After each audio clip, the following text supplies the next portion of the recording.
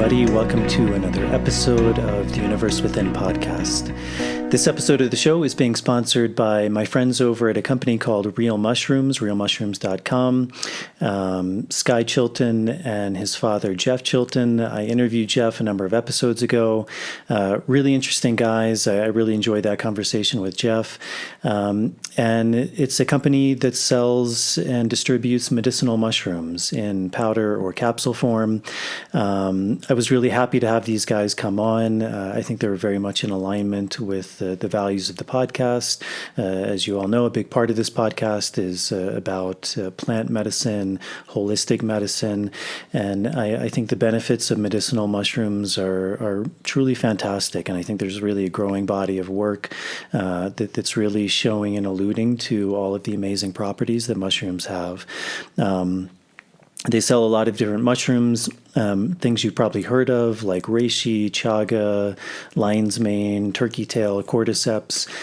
Those are all mushrooms I work with. They're part of what I consider for myself a really holistic supplement regime.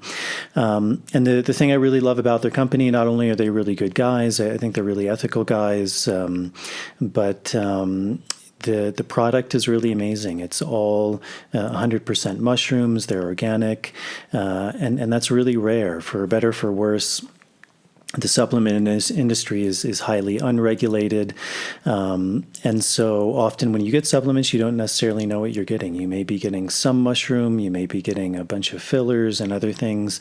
Oftentimes, even when you're buying what may be a mushroom, it may not have any of that mushroom in it at all, unfortunately.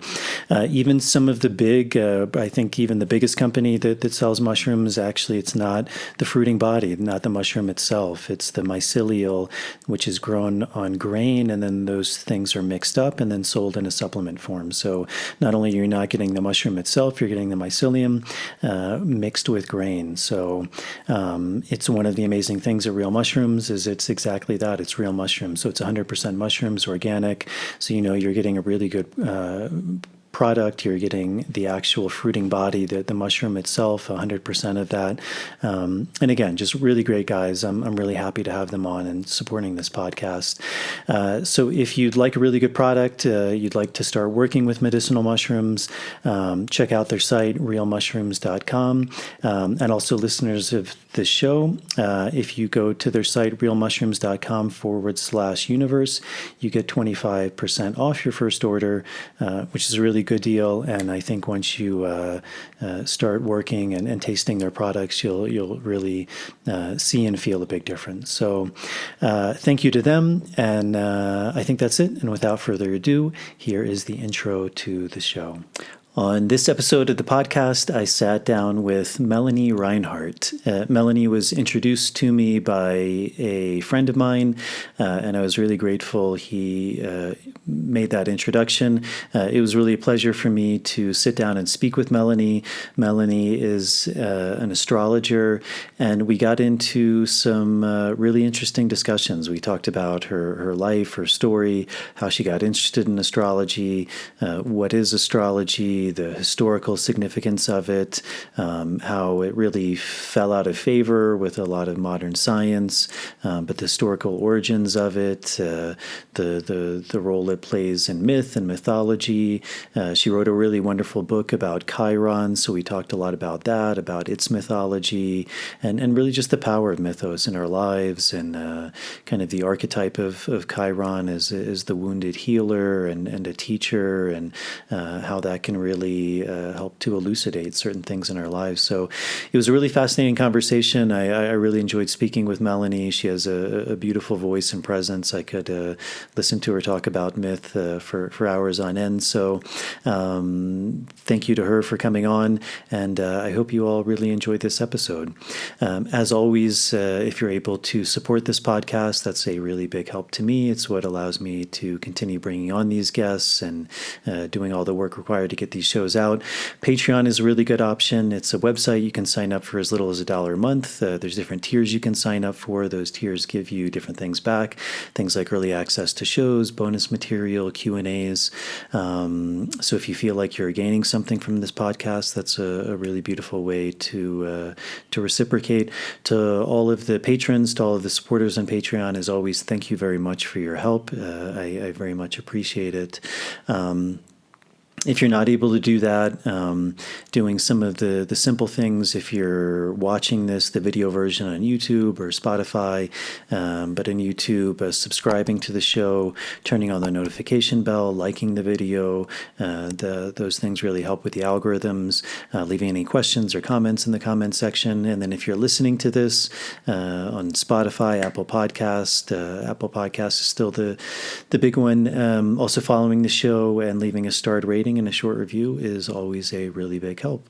So I think that's it. And without further ado, here is my conversation with Melanie. Running out from the maze, running out from the maze, running out of the maze today. Running out from the maze, running out from the maze, running out from the maze today. Running out from the maze, running out from the maze, run out of the maze today.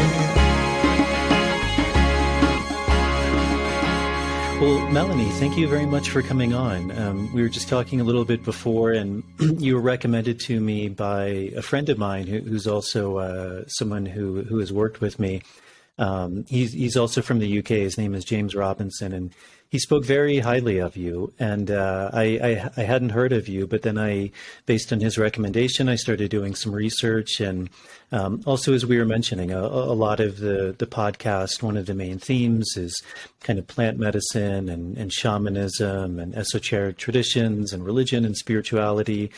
And astrology is something that's always really interested me, and it very much, I think, ties into my own interest in ancient cultures and their deep knowledge of the cosmos and astrology, and even, I'm coming from Peru, and there's all of these megalithic structures which have this just amazingly precise astronomical configuration. So it's a field that really interests me, and at the same time, it's something that I feel I don't know as much as I should about. So when he recommended you, it was really, I think, serendipitous and a pleasure to have you come and speak a bit about your work. And so maybe just to start, you could introduce yourself to the audience, who you are, where you're from, and what your story is, and what got you interested in the work you're doing.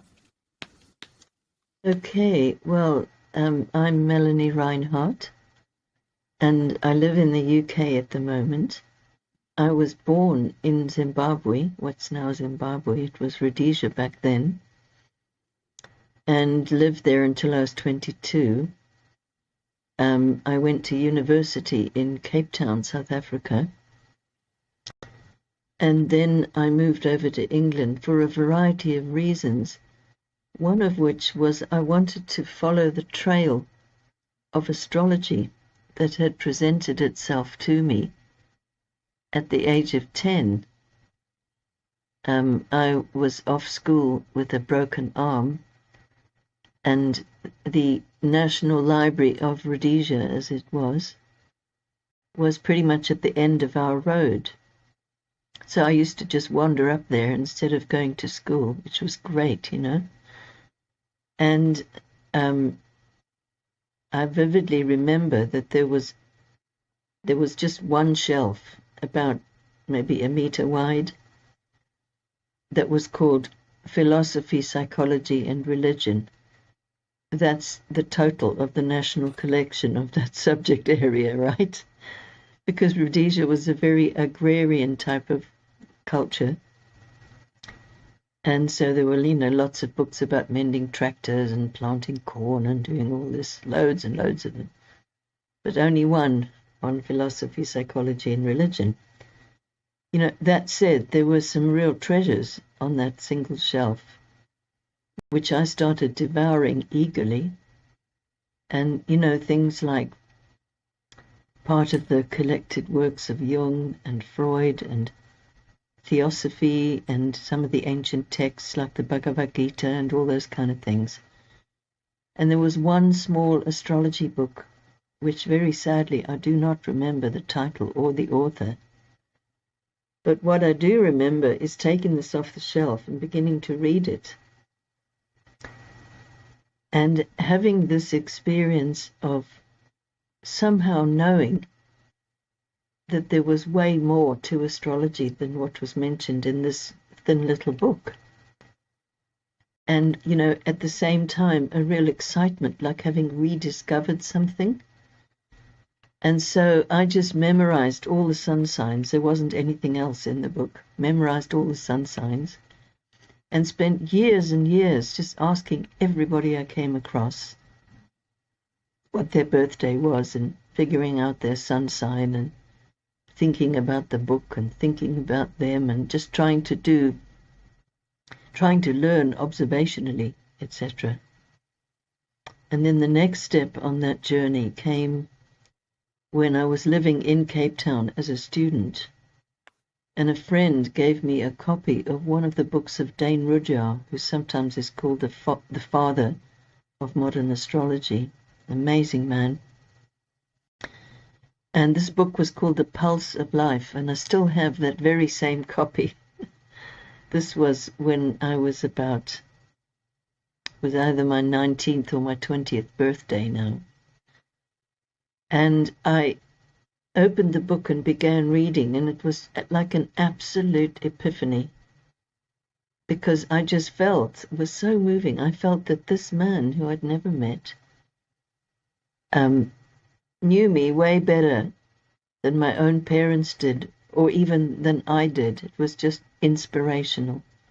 And in that moment, I knew that I wanted to follow this trail of astrology wherever it would lead me, And so I did. And that partly was what drew me to come to England, because there was no particular esoteric milieu in South Africa at that time, at least not that I connected with, And so I did relocate to England. That was also partly to do with the war going on at that time in Rhodesia.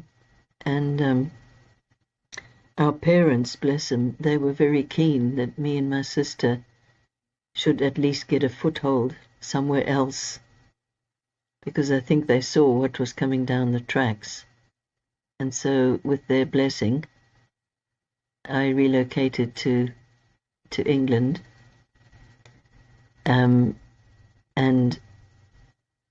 when I first came to London and went to the very famous Watkins bookshop, it's one of the oldest and biggest esoteric bookshops in England, with a long history. I don't know how long it's been going, but a long time. And it was just absolutely marvelous to find shelf after shelf of books on the subjects which had become very interesting to me.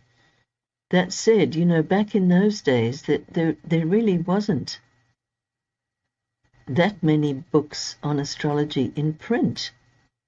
Like, it was pretty much possible to read everything that was easily available. And it's so different now. There are like thousands upon thousands of astrology books. It's like the whole field has just exploded since then. So now, date-wise, I'm talking about the early 70s. And it was just completely wonderful. I then connected with a Sufi teacher. I heard him speak in Friends House Euston, another famous venue for different esoteric speakers. And I knew that he was the head of a community here in England. And after the lecture, I felt so deeply moved by what he had said that I sort of cornered him after the lecture and asked if I could come to live in the community. And he was very quiet and didn't say anything for a little while, but looked very straight into my eyes and just said, "Why?" And I came straight back and said, "It's a matter of life and death, I have to come." And he said, "Okay, come." And that began quite a long period of several years where I mostly lived in the community and did some traveling with them. But I mention this because it only turned out that this man, whose name was Fazal Inayat Khan, he was at that time the director of a publishing company who were Dane Rudhyar's major publisher in those days. So in the community was a whole shelf with, beautiful bound editions of Dane Rudhyar's work. And so that was what I plunged myself into and studied for years. That's really my main background in astrology. I subsequently met Dane Rudhyar twice. Once at a workshop he was giving in New York, and once actually with my Sufi teacher, who took me along to a kind of business meeting that he was having with Dane Rudhyar.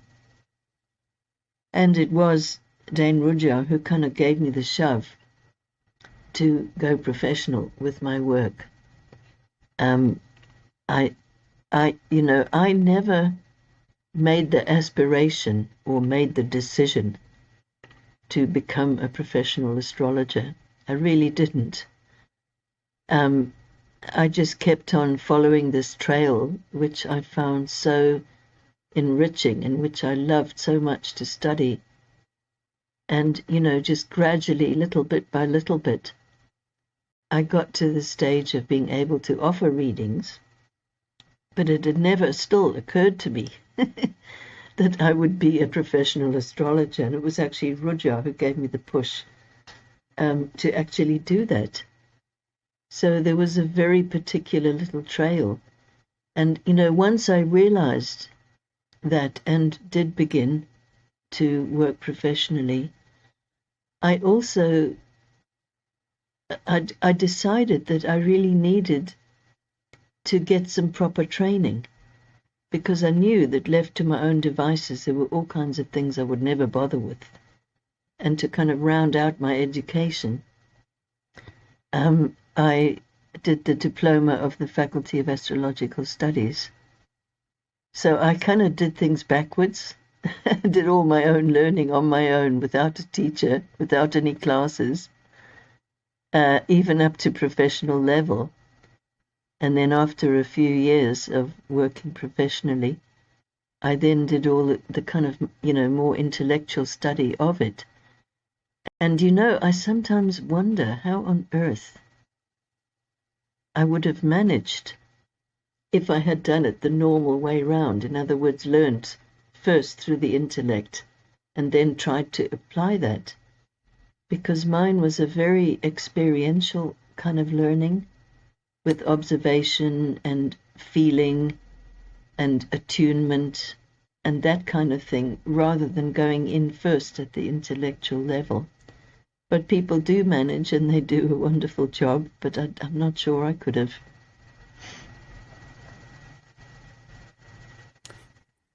When you were younger and you were reading these astrology books, and you mentioned that there was kind of this very visceral feeling. Did it feel like you were remembering something, like you were coming home in a way, or was there just really something that was? Yeah. Yes, I mean, I could say that. I could say it felt like I'd known it before, or that it was familiar to me in a way that I must have somewhere done it before, or something like that. But the truth is, I don't know. It did just feel very familiar. And yes, as you say, like a kind of a homecoming.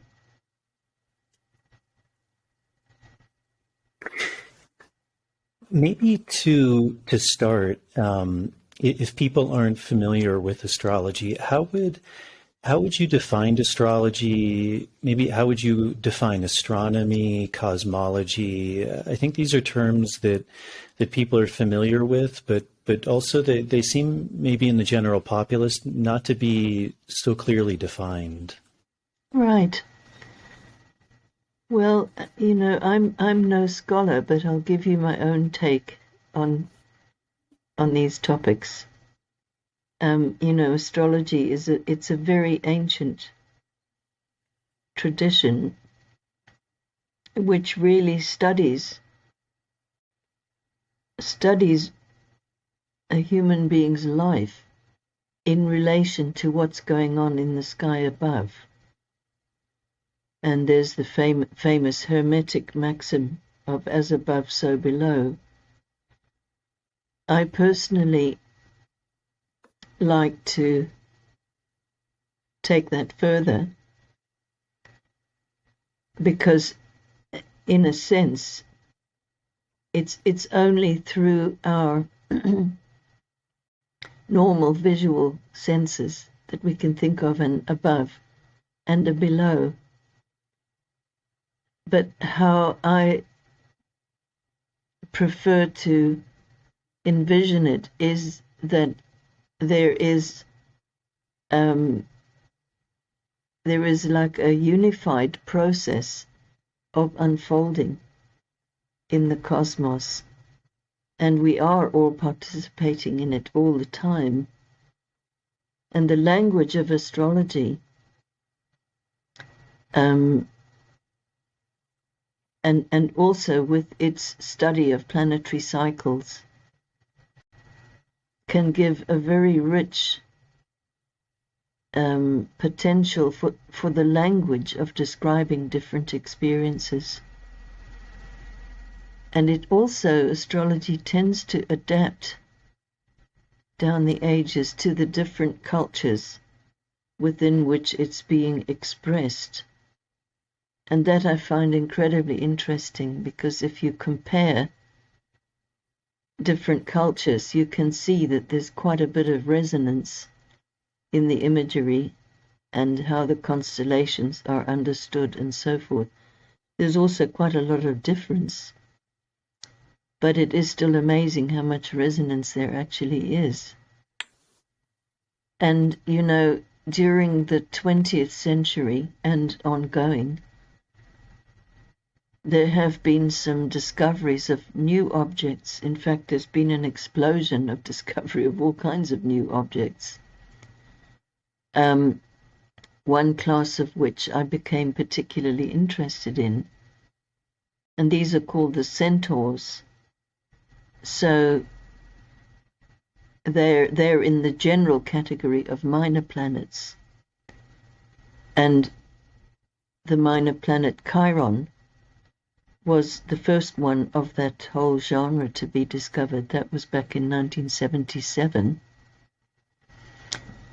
And then from 1992, more objects that behaved in a similar way to Chiron began to be discovered, and they were named Centaurs because Chiron is now like the chief one of that group, and he is a centaur.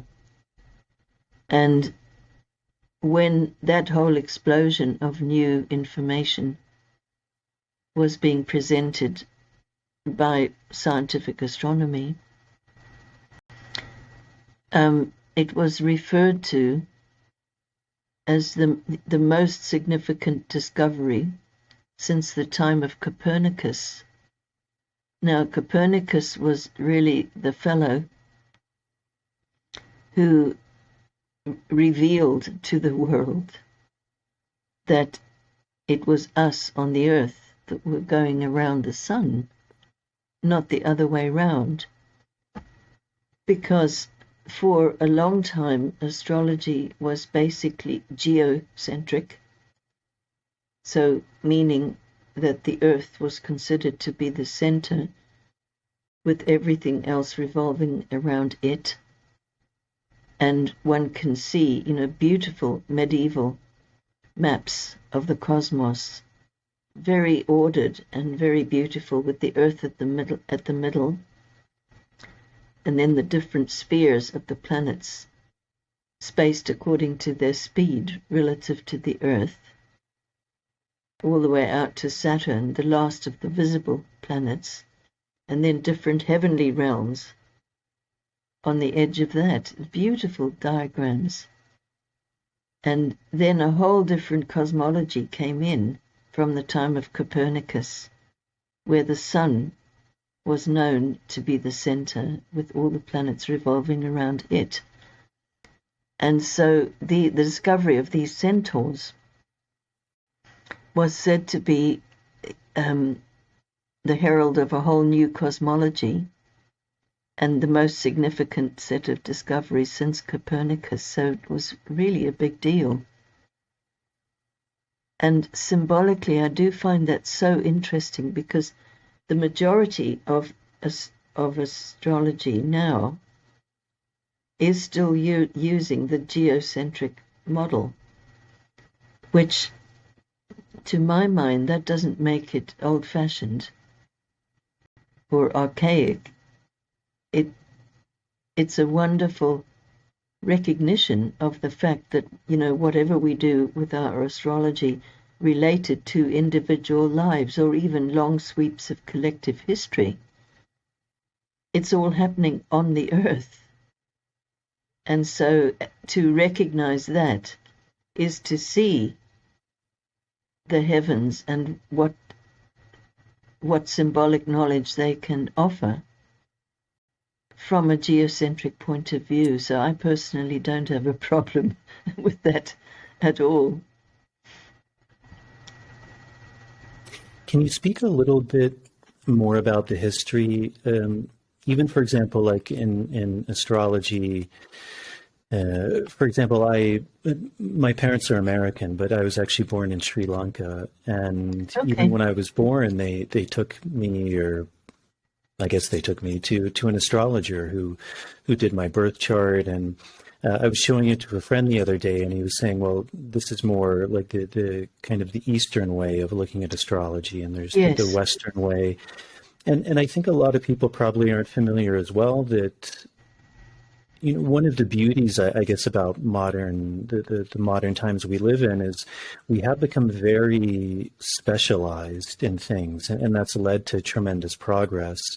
But maybe one could argue that one of the downsides of that is we've lost more of this holistic way of looking at things.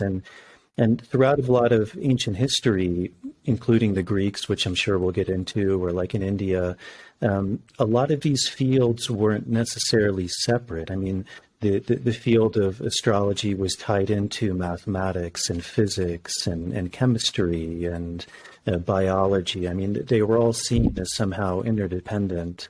And now we seem to have separated those out. But as you were saying, the history of astrology is very old. I mean, all over the world. It was something that seemed to be really an integral part of societies and cultures. Yes, absolutely. And so, in terms of the history of astrology, really, you can see it interwoven with many different aspects of any culture. And it's only relatively recently in the West that astrology was banned from academia and scapegoated as something archaic or even evil. And it was at that point, just a few hundred years ago, where astrology and astronomy became separate sciences, but before that they were always together. And what's so interesting is that in Western medicine, again a few hundred years ago, all doctors were astrologers, because when the cures were herbal, they all had their planetary correspondences and connections, and the making up of medicines was done in a ritual manner, and tied to auspicious times in terms of the planets. So the history of medicine is full of astrological references.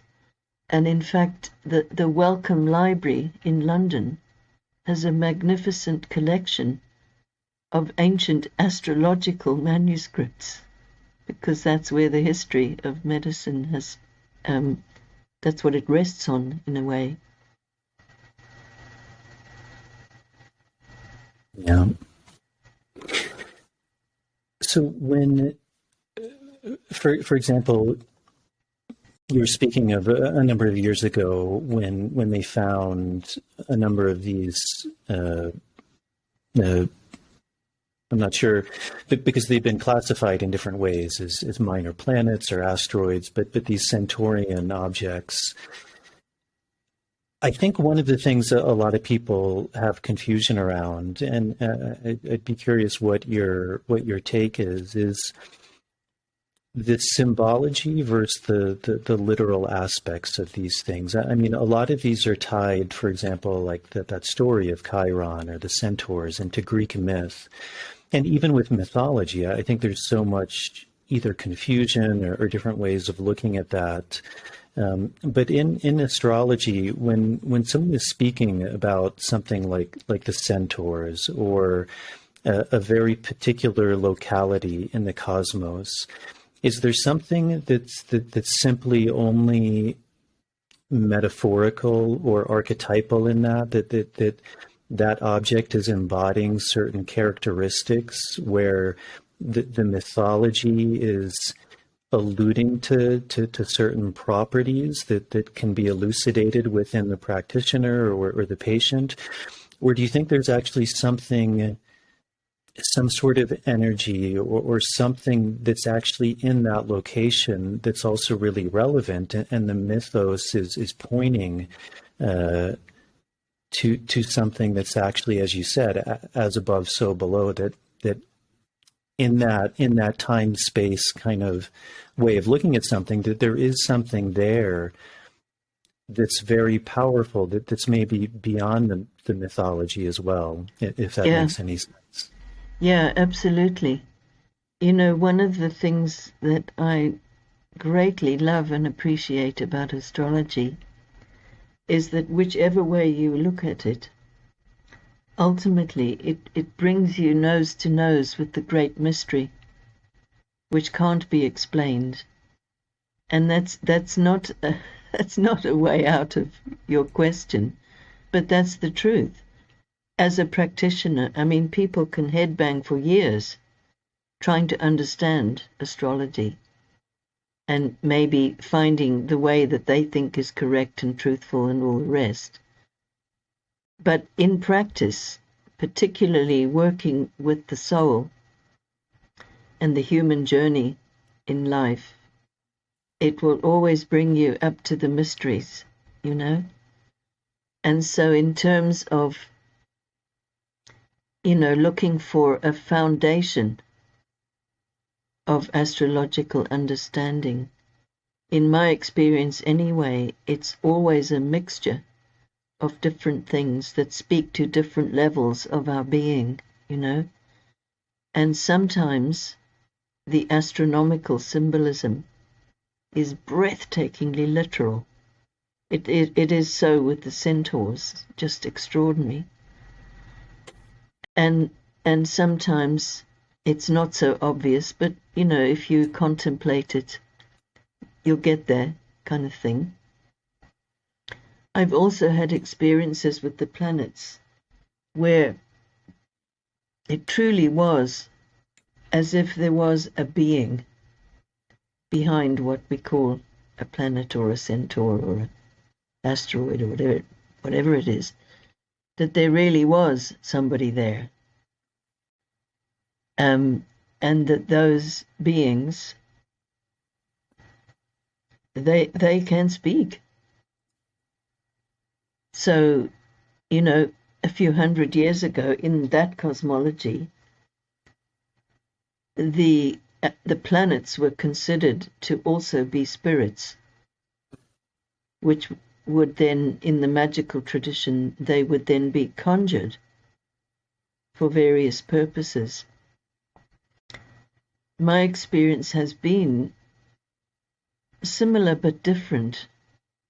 Like I've never tried to conjure any planetary energy, but there's no doubt that, in the course of studying and looking to understand, and more importantly, to also apply that knowledge for the benefit of other people, that it is sometimes really as if they are speaking. And so in that sense, the symbolic level is true, as is the mythological level, as is the astronomy, and there really is something out there, but not literally physically. It's on a whole other level. So it's a kind of rich lamination of different levels of cosmology. And, I suspect that, if we take the history of astrology way further back into pre-literate cultures, from the research I've done, it does seem that pretty much every culture, pre-literate as well, has had some kind of cosmology where the heavens represent the spiritual realms, or the realms of the sacred. And a source of inspiration and enrichment and enlivenment. And so, back long before the days when the ephemeruses had been worked out, that's a set of tables which give the exact positions of where all the planets are. It's like the astrologer's Bible, But long before that was even constructed, there was still this kind of dialogue between man on earth and the heavens, and that might have occurred in a number of different cosmological forms, but the sort of basic principle is the same,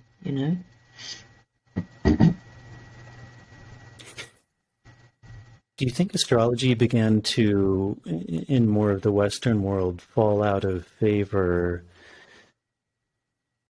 kind of at a similar time when other things, I mean, for example, we were speaking about plant medicines and the persecution of plant medicine practitioners who were referred to as witches, and also, again, because all of these things have this dualistic aspect, but again, there's a great beauty in reductionist thinking. It's really what leads to specialization and really the refinement of certain types of energies. But again, then that can come at the expense of a more holistic or general practitioner view. And you see that even in modern day medicine, that the general practitioner has really fallen out of favor.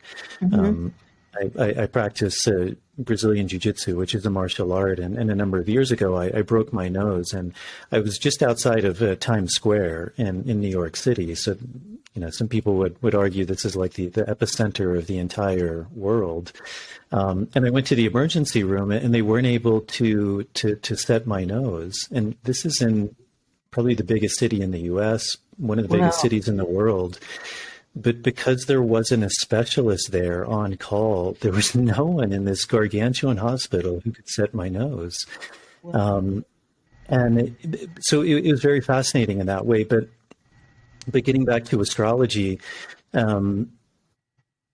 when science began to become more reductionist, do you think there was a falling out of astrology in the same way that maybe some of these more mystical traditions or shamanic practices began to fall out? Because, as you said, there's something that at least in the time we're in, or we were in, or we are in today, that there was something that maybe couldn't be reduced or wasn't tangible, or even we maybe lacked the tools to be able to see something. I mean, I'm often reminded of, I think it was in London, there was a doctor, this was probably in the late 18th century, who he was ridiculed because he was delivering babies, and he had this wild idea that the doctors should wash their hands before they delivered babies, because a lot of babies were dying.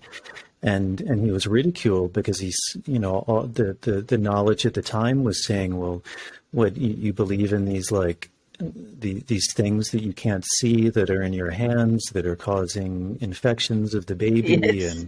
And that's like spirit science, and you're mad. And he actually died in a mental institution because he was so ostracized and criticized. And it wasn't until they developed the microscope that they actually could see that what he was saying was true. But it just wasn't in the field of perception at the time. And so I know that's kind of a long-winded question, but do you think there's something that astrology began to fall out as certain particular cosmology began to form in the society at the time? Yes, definitely. Timing-wise, the receding of astrology coincided with the beginning of the so-called Enlightenment period. So that's just a few hundred years ago. And interesting that you mention about the dualistic framework, because there's nothing wrong with dualism in the sense of even cells divide to grow, but it's when a moral loading gets put on top of that things run into trouble. So we could think of this very roughly in the sense of right brain and left brain ways of learning. And there, if any listeners are interested in that topic particularly, I would really encourage people to read that wonderful book called The Master and His Emissary by Ian McGilchrist. It's a tome of a thing, written in what at first appears to be really quite technical language. The guy's a neuroscientist, amongst other things. But if you get into it, it's an absolutely unput-downable book that busts a lot of the myths about right brain, left brain, and all that, but gives a very clear description of how the two function differently. It's really about the how, not the what, And so when learning and education was becoming increasingly left brain dominant, let's just say for shorthand, all of the intuitive arts and the traditional arts, which also draw on knowledge coming from a different source, like inherited knowledge, for example, they began to divide, and then astrology began to be vilified and banned from academia and all the rest of it. And it didn't ever die out completely. It just went very much underground. And then at the beginning of the late 19th century, it started to be rediscovered in the context of esoteric studies. And I personally think that in a very secular society like we've had in our times, astrology does not belong in the mainstream. It really doesn't.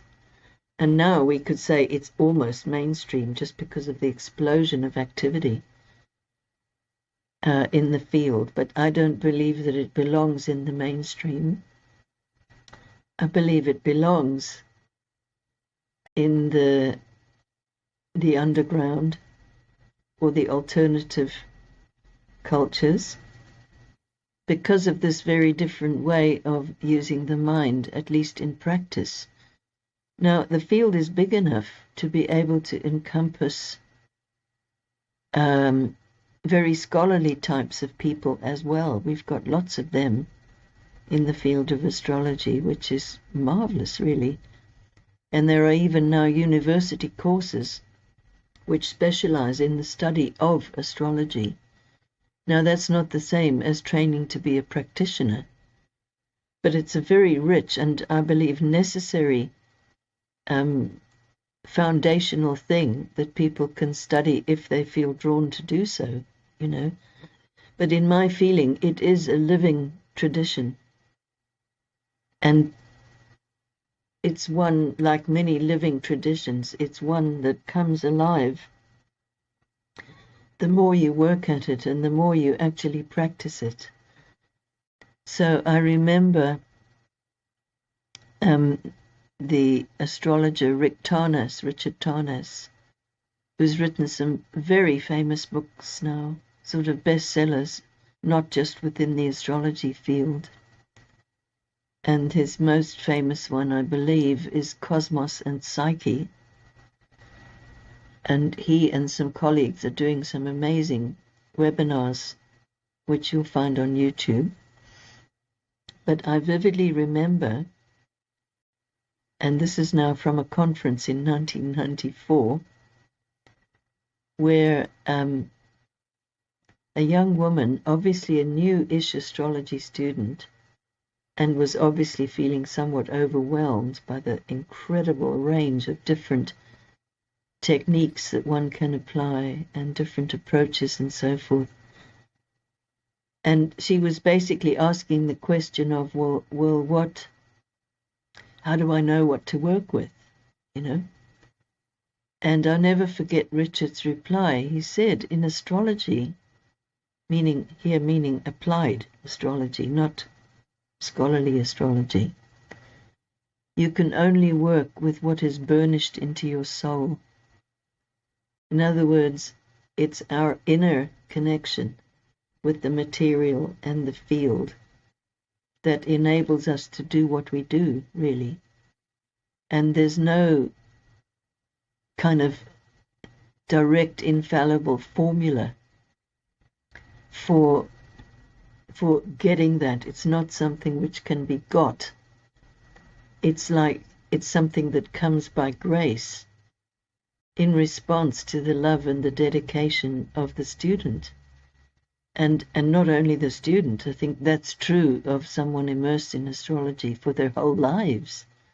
You know, you can't drum that up to order. You know, it is grace. Also, I think that the amount of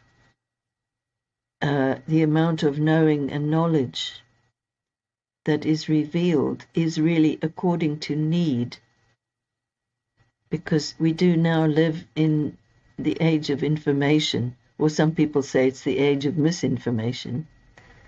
But at any rate, there is truly an explosion of astrological information out there. Now, information doesn't guarantee deeper understanding or wisdom, not at all.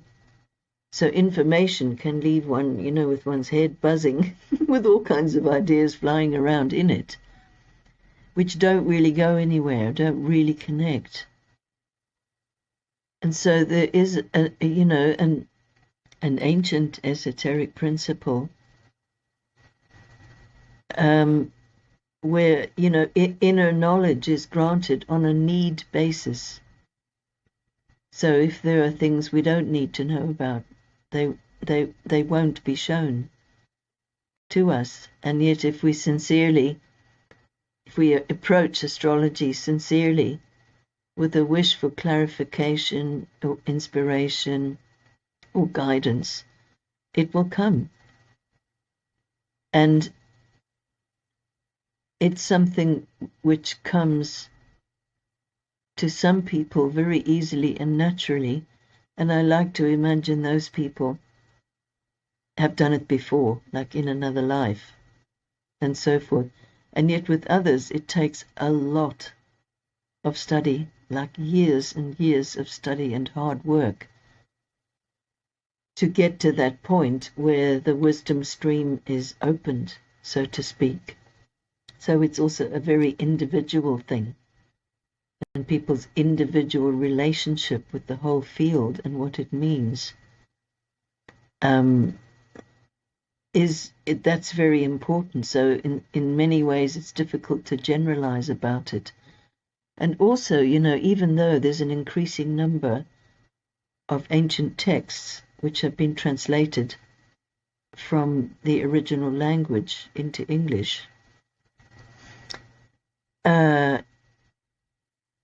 there's really very little material which really speaks to what the ancient practitioners were experiencing and doing with the astrology that they were learning and practicing. Like the astrologer's journal. And I think of a parallel here, that although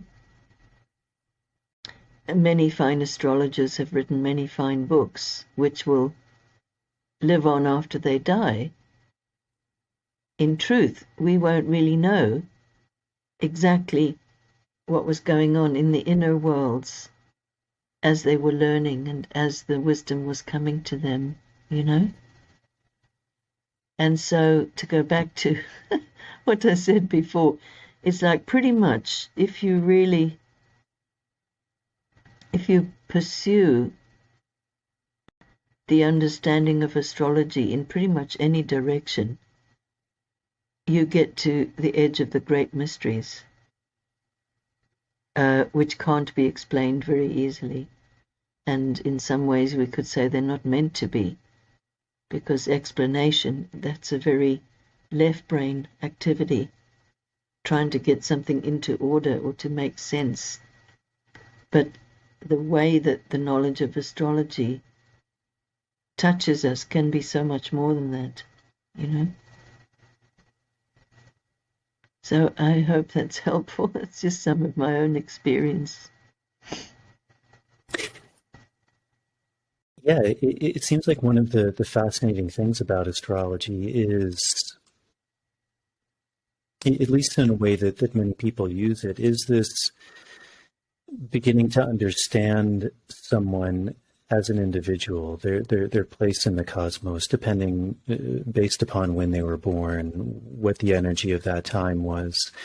And so that does point to this individualistic aspect that every human being is unique, that we're different, that we have our own gifts and our own life path and our own trajectory.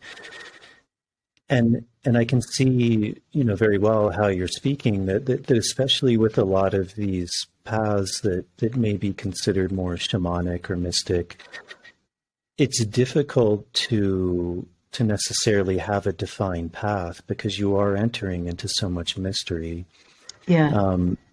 Having said that, going back to the dualistic nature, astrology is a field, and like anything, in order to define something, we have to put some sort of parameters or boundaries or definitions to it. Yeah. So from your experience, what do you think some of those pillars or those boundaries or those definitions are that separate astrology from other fields, whether it's in the realm of science, whether it's in the realm of a shamanic practice? What do you think it is that defines astrology, and what are maybe for you some of those pillars that actually give it its base? Well, for me, I think the cosmological feeling, I can only describe it as a feeling, that while everybody is indeed their own unique individual on their own unique path, we're all part of a cosmos where everything kind of fits together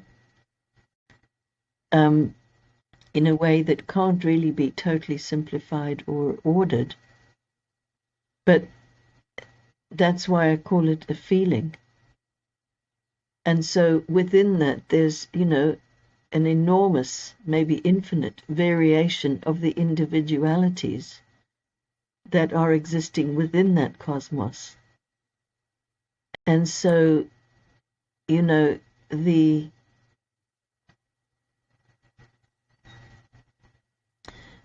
encounter with a person and their own unique horoscope, replicated over many, many, many times and many years, it does also kind of encourage a real feeling of acceptance of difference.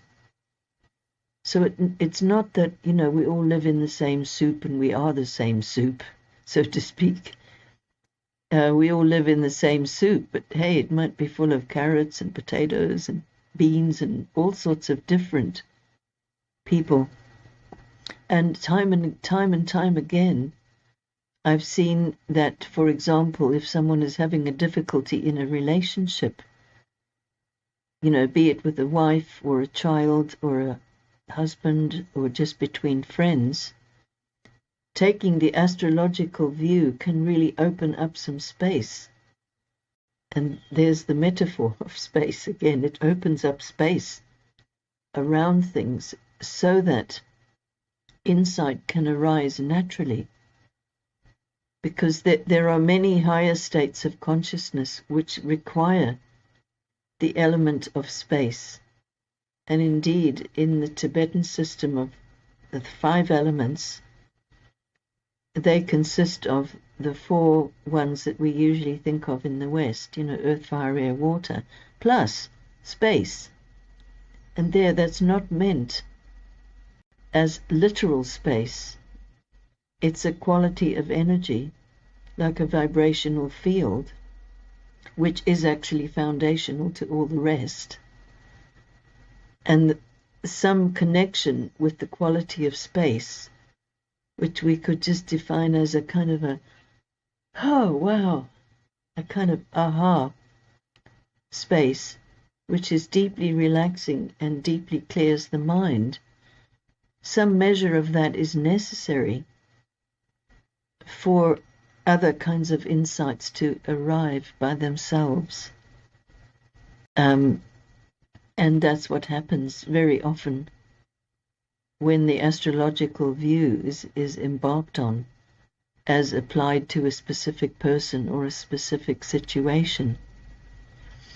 And how I always think of it, if I'm doing a reading,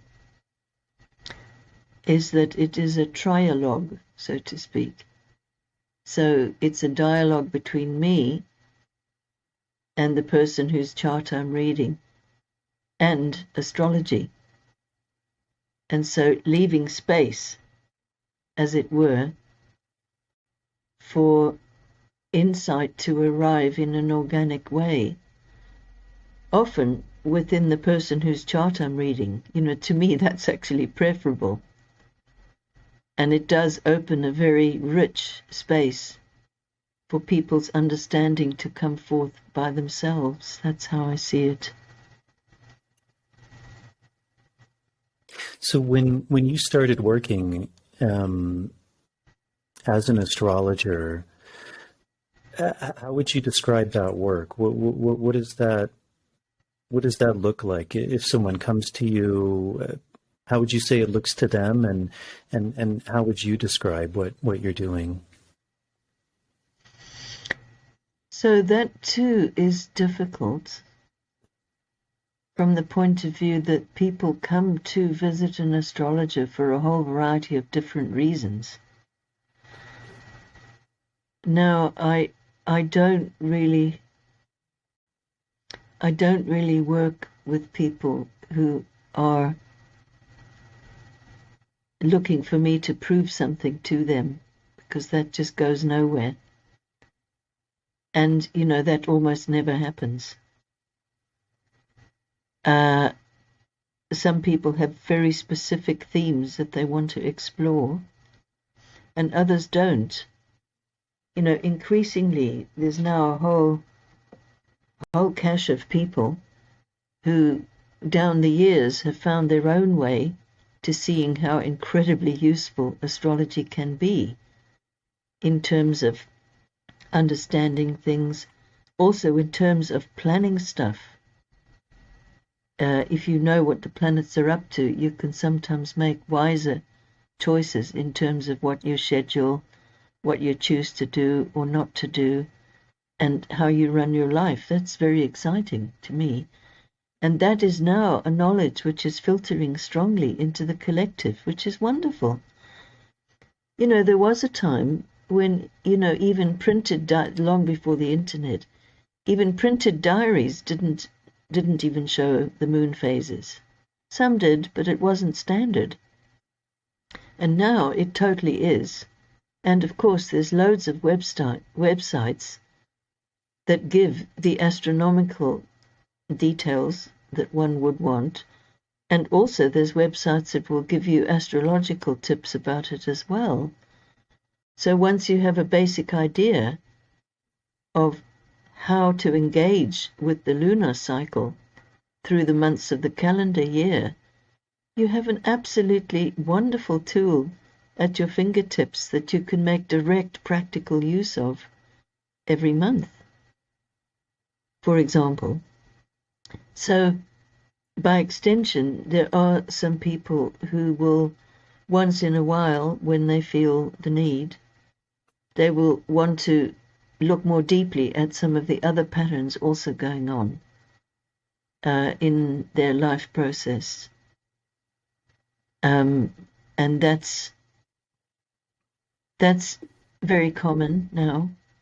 And that's not so much a case of somebody bringing problems and expecting me to say something, do something that's going to fix the problems.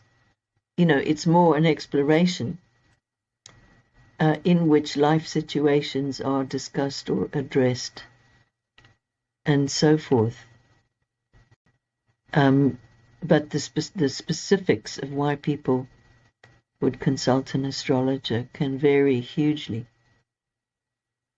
And also, I don't like to define my work too tightly in terms of what kind of astrologer I am, or because, of course, in terms of specialization, that has also happened in the field of astrology, and there's now loads and loads of different kinds of definition as to what kind of astrologer that person is. But I sometimes wonder about that, because that might be on people's publicity blurb.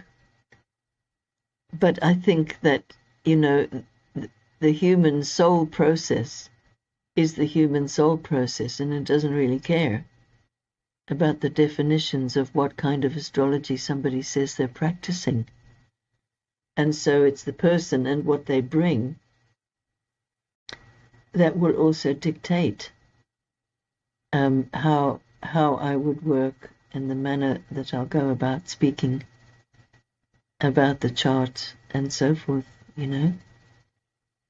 And I also, down the years, I have studied various different techniques which fit various different purposes, so to speak. So it's not a one-size-fits-all in terms of what happens in a reading or what I do,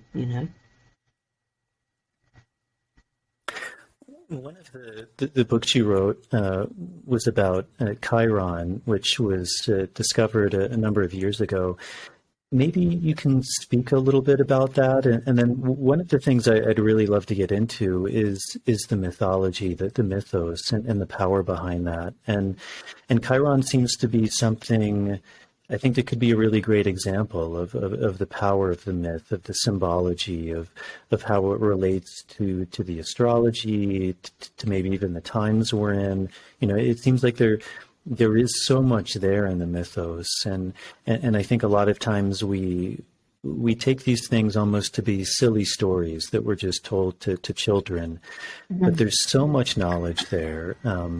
One of the teachers I have, who I have a tremendous amount of respect for, He comes from a little group of people in the Colombian Amazon called the Tubu people. And before they use any medicine in a ceremonial context, which they use a lot, it's very much just very much part of their daily activity, which is bringing together the group in ceremony to resolve issues, to discuss things. But every time the medicine is used, and they have many different medicines, they always tell the story. And at the beginning, I would think, well, this seems pretty repetitive. This is the how many times that I've heard this story, but there's a real power in the story, and there's so much there, and every time the story is told, new information can be found and discovered. And as you would say, not only is it the words, but there's actually like these healing codes embedded within the stories, that actually the story themselves can become a healer. That there's a real power within the story. So maybe could you speak a bit about Chiron and what your interest in that is, and then at any point if you feel like going into the mythology as well, and why and how that is so important. Yes, well, I'll start at the beginning. So Chiron was discovered in 1977, and all the way along, his journey into collective awareness, there were really symbolic occurrences. For example, usually when a new object is discovered, well, it's first given a number, and then eventually a name is proposed, and sometimes several names. And then this astronomical body called the International Astronomical Union, they will convene a conference in which the possibilities are discussed and a name is finally chosen. And that process can actually take years. But in the case of Chiron, the man who discovered it, who was called Charles Kowal,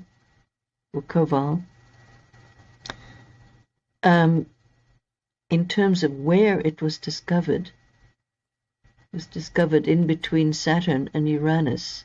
So in other words, in between in the in-between zone between the border of the visible world and the beginning of the invisible world, because Saturn is visible everywhere, and Uranus was the first planet to be discovered with maths and technology. I believe it is sometimes visible in some locations, but basically it's not really. And it certainly represents that edge, the edge of where the invisible world touches the visible world. And so Chiron was discovered in between those two, which says volumes about what it's actually about. So the name Chiron was proposed immediately and accepted immediately. Now that's unheard of. And so that happened because Kowal knew quite a lot about mythology and realized that this object that was discovered must have a connection with Saturn and Uranus. And so he thought about Chiron. And absolutely amazing. So right off, the connection between the science and the mythology was there. And I'd like to add as a sidebar here at the moment, for some of the later objects that were found, the ones in the Centaur category, the names were actually proposed by astrologers and given to our contact in the IAU, the International Astronomical Union, which for quite a while was run by this very open-minded British fellow called Brian Marsden. And the way astrologers got their names was through doing the kind of empirical research that you can only do in a real living connection with a person, or your knowledge about a famous person if you don't actually know them, and also looking at history and looking at all different kinds of things in this very rich tapestry of associations. So names were proposed. There was about 8 of them that were proposed by astrologers. So there too, we've got the symbolism speaking loudly. It's the cooperation, the fruitful cooperation between the world of science and the world of astrology. So we could go left brain, right brain there again, except that, that's simplifying a bit too much, really, because you can't class astrology as either right brain or left brain, because you really need to engage both in order to study and practice it, Yeah, so it got the name immediately. And Chiron is a very well-known figure in the mythology and also in art. There's quite a few famous painters who were moved by the story of Chiron and intrigued by the image of this hybrid creature being half horse and half human. So the story goes that Chiron was the son of a nymph called Philyra and the Olympian god Kronos, who mated with Philyra when he, Kronos, was in his horse form. They were in fact both in their horse form, because as we know, the gods can shapeshift.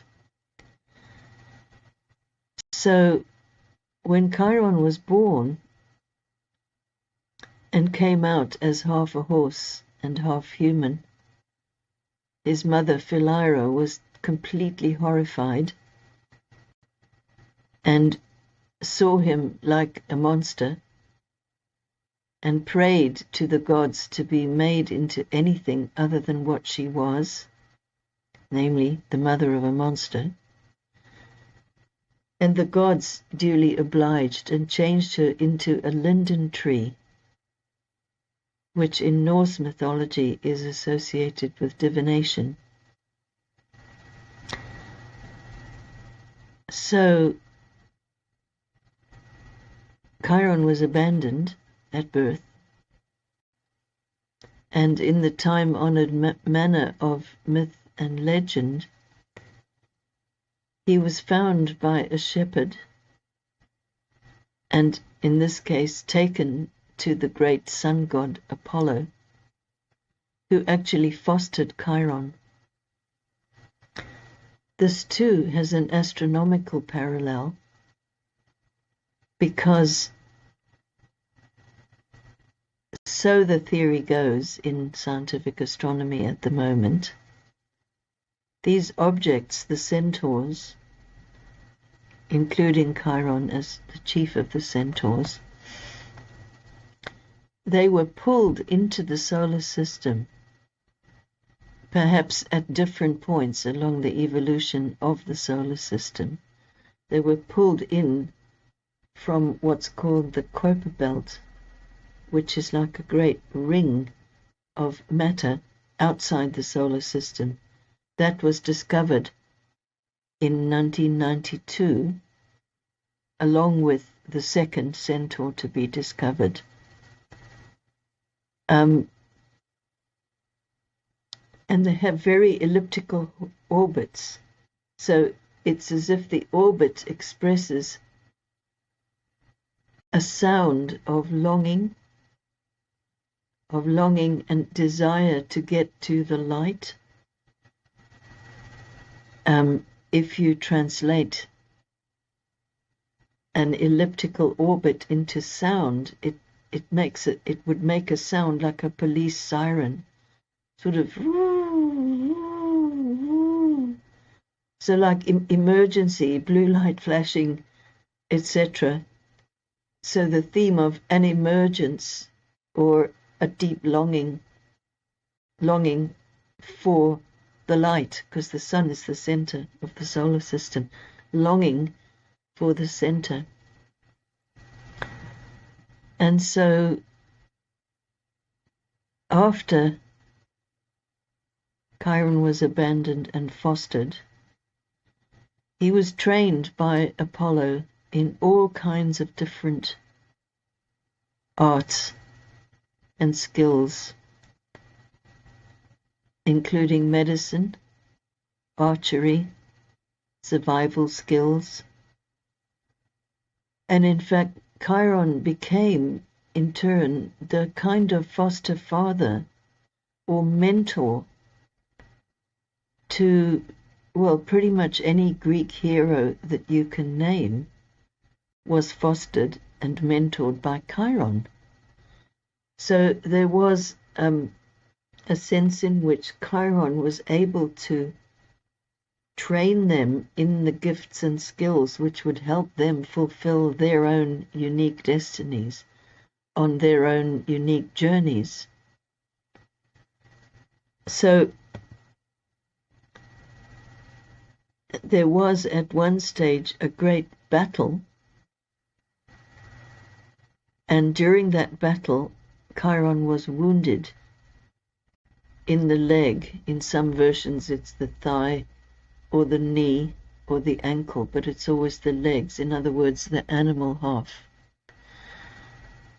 And what happened then was, because Chiron was a demigod, so half mortal, he was neither able to die from the wound and be released, nor was he able to heal it in spite of his own status as a great healer and mentor.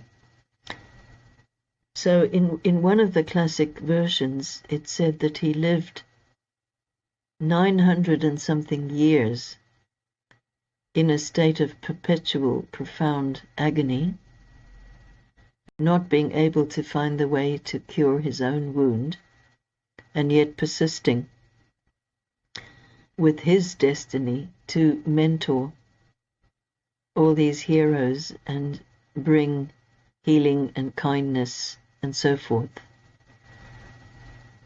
And the story does resolve in a rather interesting way,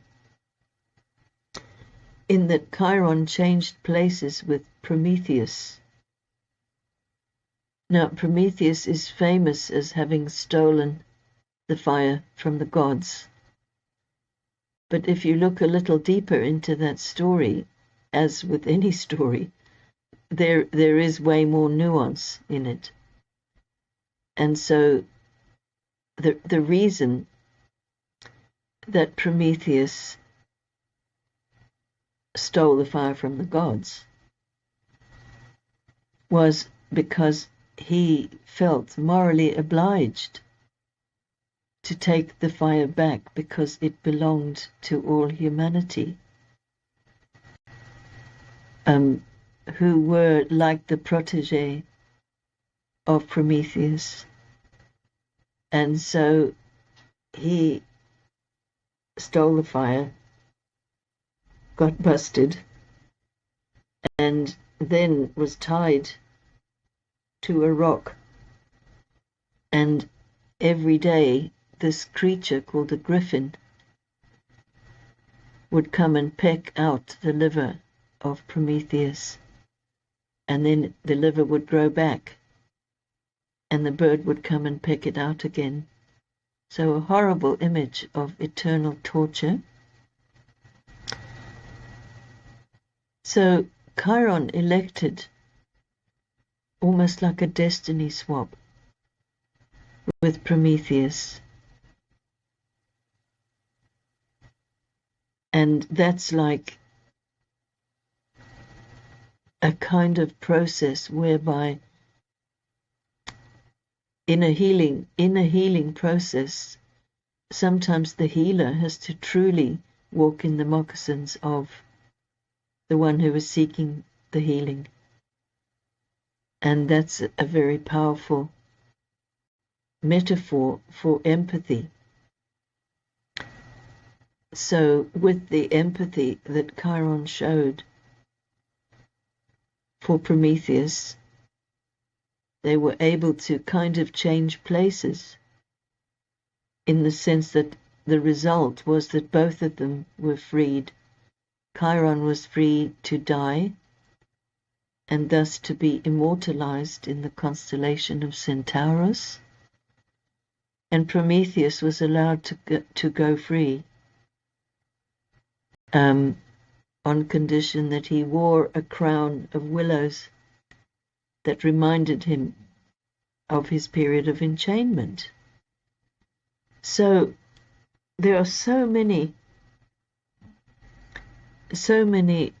little niches in that story where one could elaborate the way in which the story of Chiron mirrors so much about the human journey, you know?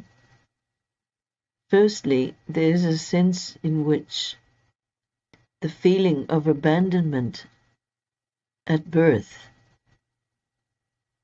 is very, very common. You know, even with a loving mother and loving father, there can be a profound sense, not just of being abandoned by the humans, but being abandoned by the divine. So we kind of land in this material realm, so to speak, imbued with a very deep desire to reconnect, to get back to the garden, to quote that song from the 60s. And that is really a fundamental aspect of our sense of woundedness, that we, as it were, fell from a state of perfection into a material world which is not only far from perfect, but where we are extremely vulnerable to being wounded. And so it's not that the beginning of the story represents inadequate mothering, although that could be included, but it's really there for all of us. And so, you know, the primary wound was also inflicted by Hercules, and there's a whole sub-story in that as well. And we can see Hercules as a prime representative of the archetype of the hero. So he was, you know, the greatest warrior, the most successful winner of battles, the largest, the bravest, etc., all in superlatives. And there is a way in which being over-heroic is something which does cause wounds, and that's not only in the narrow sense of the hero being close to the warrior archetype, and warriors go to battle and injure people and get injured and so on. It's much deeper than that. And I think this is something that has been increasingly coming to light vis-a-vis the number of wars going on the planet at the moment, you know? And at the same time, more and more awareness of the whole phenomenon of war trauma. And, you know, it's, you know, shocking to think of how recently the phrase PTSD was coined. Before, there wasn't even a name for the kind of wounding which warriors were getting when they were away somewhere in war and came home utterly changed, without any language really to describe what they were going through, Now that's all very much changing, you know. But it was Hercules who fired the arrow that wounded Chiron. And many implications that we could think of about that, you know. Including the fact that it was the animal part of him which was wounded. And of course, it's the lower half of his centaur body is what connects him with the earth. And so being discovered at the time that Chiron was discovered, in other words, the late 1970s, it's my feeling that that was the symbol of the opening of an era of really discovering a whole deeper level of what it is that we do as humans that wounds ourselves and others as well, and some of the basis of that, you know. So that's all very, very poignant. And, you know, in the chart of when Chiron, the astrology chart of when Chiron was discovered, there's only one planet in the element of Earth, and that is Chiron itself, was discovered in the sign of Taurus. And I vividly remember the first time I showed that chart to a class of students, and I said, you know, here we are now in the late 1970s, Chiron just discovered, and if you would imagine this Chiron, this being, is bringing us a message, what do you think it would be? And one lovely young woman shot her hand up and said, he's saying, this is the only earth you've got.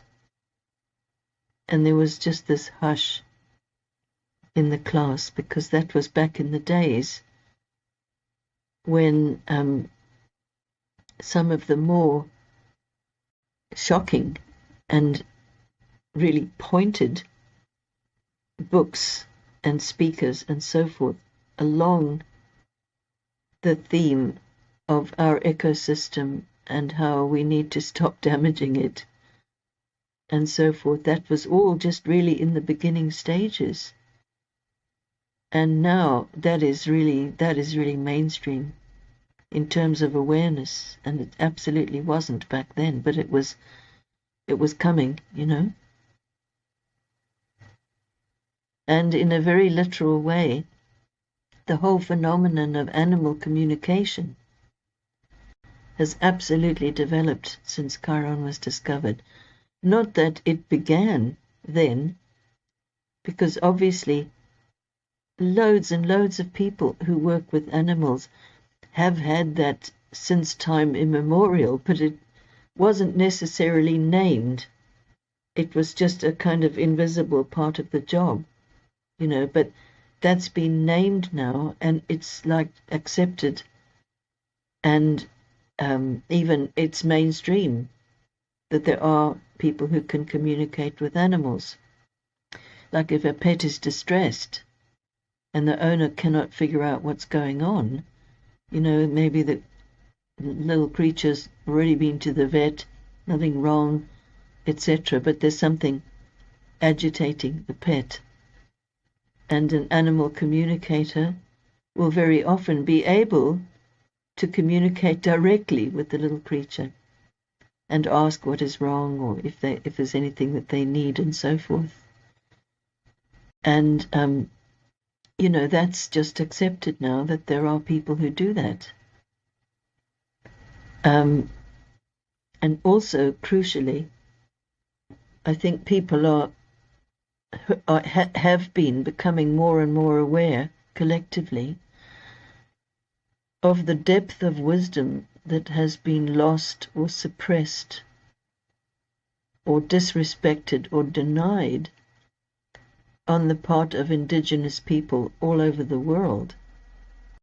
And there are now all kinds of movements to re-honor all of that wisdom and people are genuinely interested, not only in learning about it, but in doing reparation work to try and restore some kind of balance with ancient cultures.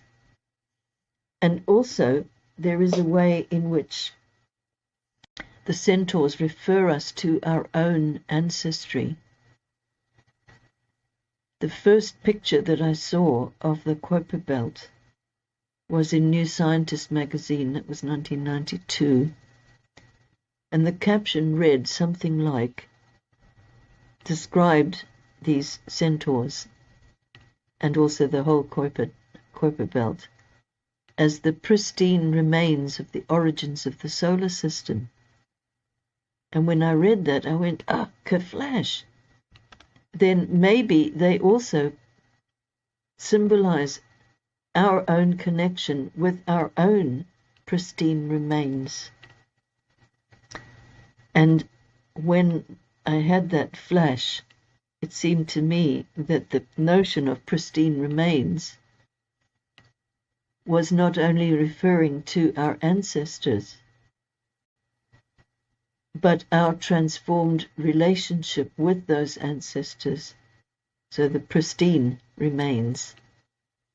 Because most people have got very messy stories in their ancestry somewhere, and sometimes those stories so need to be told or honored or worked with and healed that it's like those waves will lap up on the shore of our own individual lives in the present. So in that case, this is not about going into the deep past, sort of digging up stuff. It's about recognizing what has arrived from the ancestral dimension into the present that may be impacting our lives, our self-concept, who we think we are, and so on and so forth. Then the pristine remains also has a kind of celestial reference, because in many cultures there are stories about how we came from the stars, or perhaps after we die we will literally go to the heavens, and how, or stories about how stars represent individual wise beings and that kind of thing. You know, so when I read that little caption in the magazine, all of those ideas came to me. And as I've worked with people ever since then, so that must be 40 years, 30 years, 40 years, something like that, I can see that symbolism and that flash that I had are really borne out when one is working in depth with people's individual process, you know.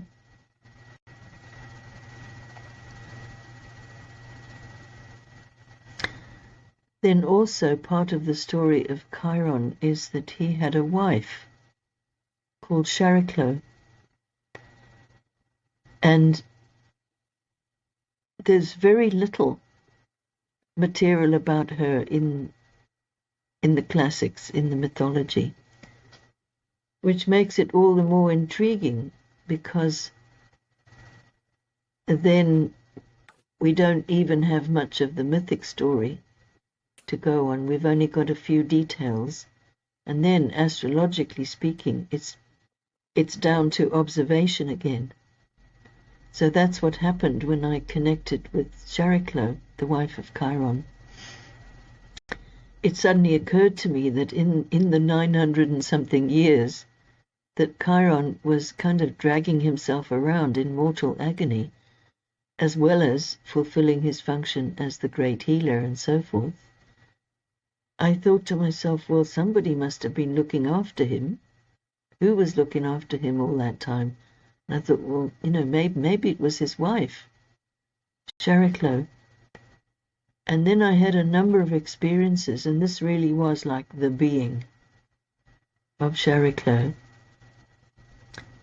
And it sort of came to me in a way that it was very difficult to put the words on, but I did have a go, and there's an article on my website about her, and I just began to, quite systematically include her in all the charts I was reading.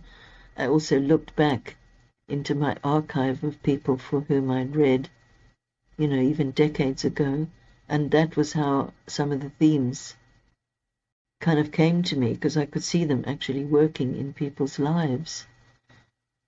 And that was very thrilling. And her orbit is a little bit similar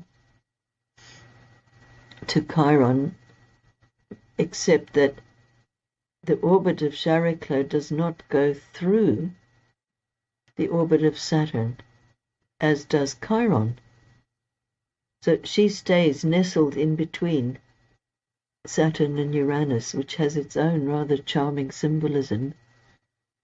So Chiron goes right through the orbit of Saturn, and in that sense can be seen as the breaker-upper of established forms which have become too restrictive, and like an arrow kind of piercing through the orbit and opening one from being just embedded in the material plane and material kind of perceptions, opening one to the wider trans-dimensional world that lives beyond that, and so forth. And indeed, sometimes the movement or the action, so to speak, of Chiron can feel very sharp and very sudden, and so forth, as if we might become aware of wounds inside ourselves which we've been successfully hiding from our own consciousness, And that is, as you know, that is often a really important part of the healing process. And sometimes that's not fun at all, that part, but it is part of the healing. But now Chariklo doesn't cross over either of the orbits. So far, she's the only centaur that doesn't cross over the orbits of one or more of the other planets. But she nestles in between. So she seems to be representing an energy which can encompass the opposites in a quiet way, without any sense of battle or contesting, and so forth. So she represents a very important dimension of the healing process, which we might call, in telegram language, holding space. So the healing space is crucially important in no matter what the style of healing, because without that, the potential healing process is really, really limited and curtailed. But with a strong healing field, it could be said that, the specific techniques which are being used are not as important as they might be otherwise. In other words, there could be many different kinds of techniques when placed in a healing field will all bring huge benefit, but without the field, maybe much less so.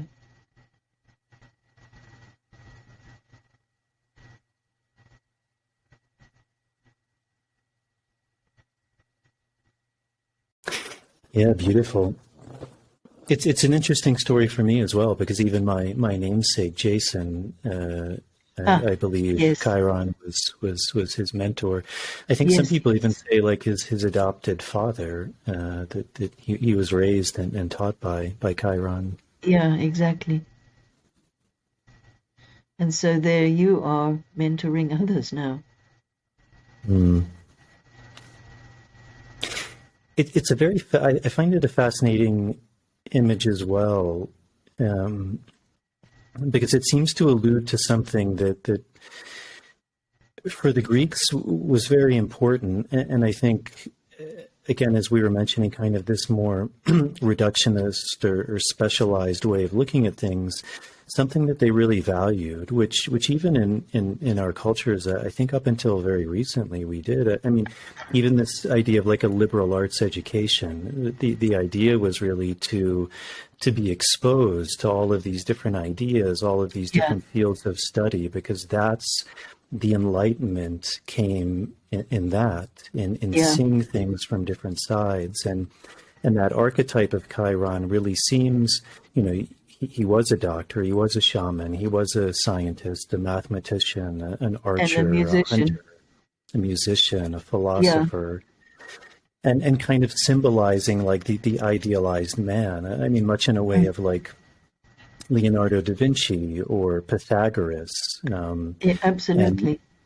And again, as you were mentioning, really drawing upon even older traditions, because when you look at someone like Pythagoras, we often attribute these great ideas to the Greeks, and certainly they embodied those great ideas. But if you look into it further, it seems like someone like Pythagoras actually went to Egypt and was exposed to these mystery schools of the Egyptians, who were said to hold an even older knowledge that some people would say originated from Thoth or from Hermes, from the Hermetic traditions. Yes. And I guess that goes into maybe a next question, which is, and I know this is a big question, but do you have a sense of where these things originated from? Because again, I think we tend to compartmentalize these things, like these are Greek myths, but they seem to be much older and to very much parallel, I mean, much in the same way of like, for example, Romans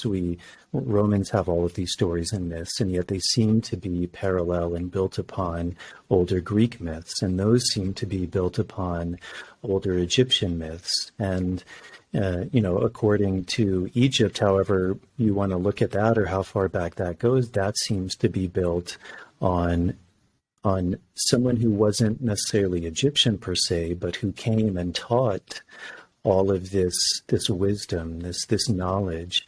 And so it's alluding to this idea that it keeps going further and further back, almost in the symbolism of like the universe, that even within our little solar system or galaxy, we're incorporating these seeds or these star beings that are coming from the outside, and it's like a seed of wisdom that then allows a certain enlightenment or a certain knowledge to take place. And these symbolisms and myths are so important. So I guess this is kind of a long-winded question, but do you have a sense of the origins of these, of where they're coming from?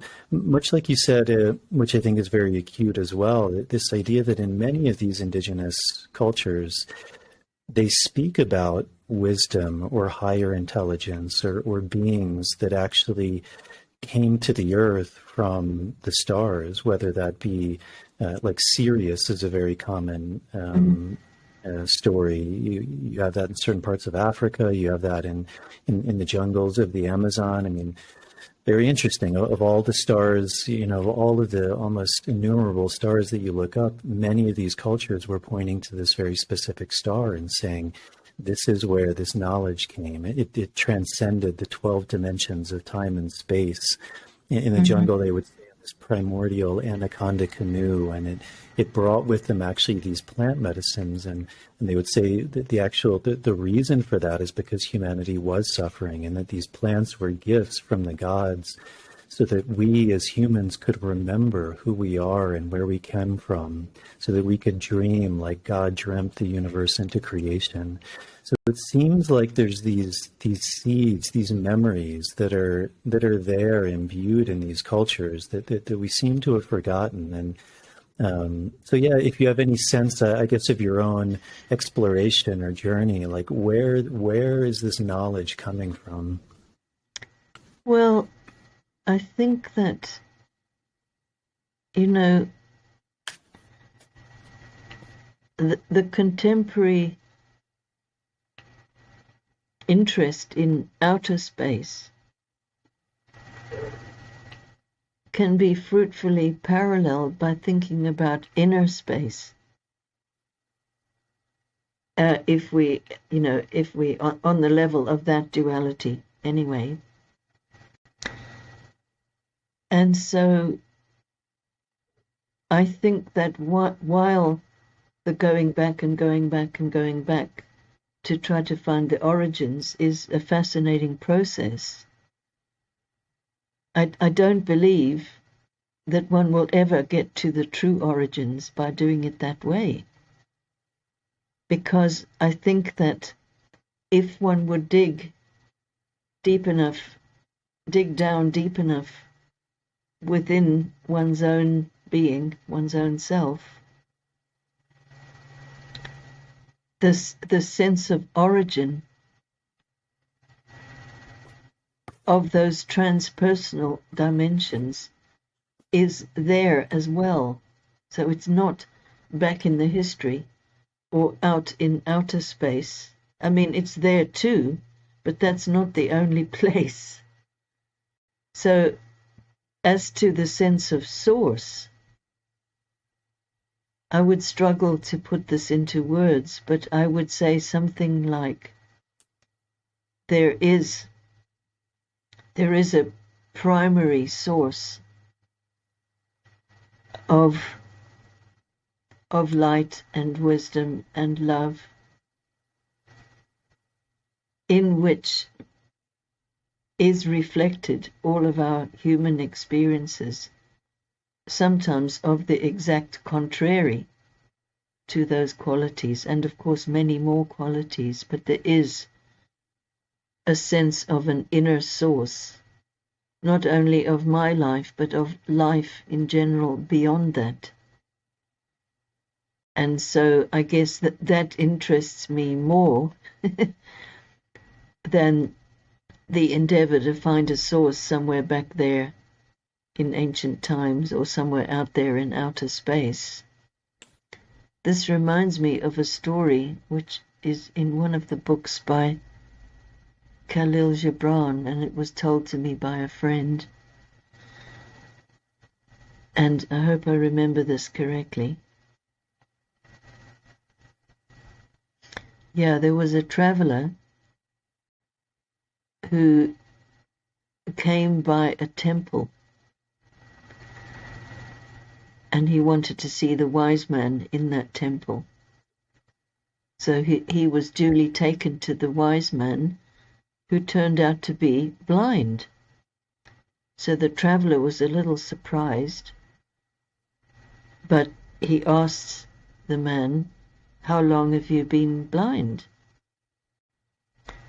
And the wise man said, "From birth." And the traveler said, and what path of wisdom do you follow?" And the man said, "I follow the movement of the sun, moon, and stars in my heart."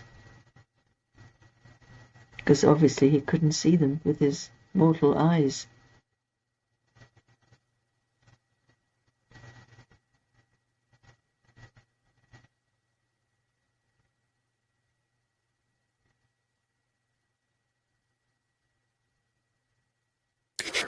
That also seems to allude to something, because we were speaking about Chiron, this idea of the wounded healer. And it seems like there's something very powerful in that archetype, much like that story of the blind man, that through what could be seen from the outside as something that's disabling him, something that must be causing him suffering, or that there's a lack, that potentially he's able to see in a different way, maybe in a better way, in a deeper way. And there's something in that archetype of the wounded healer that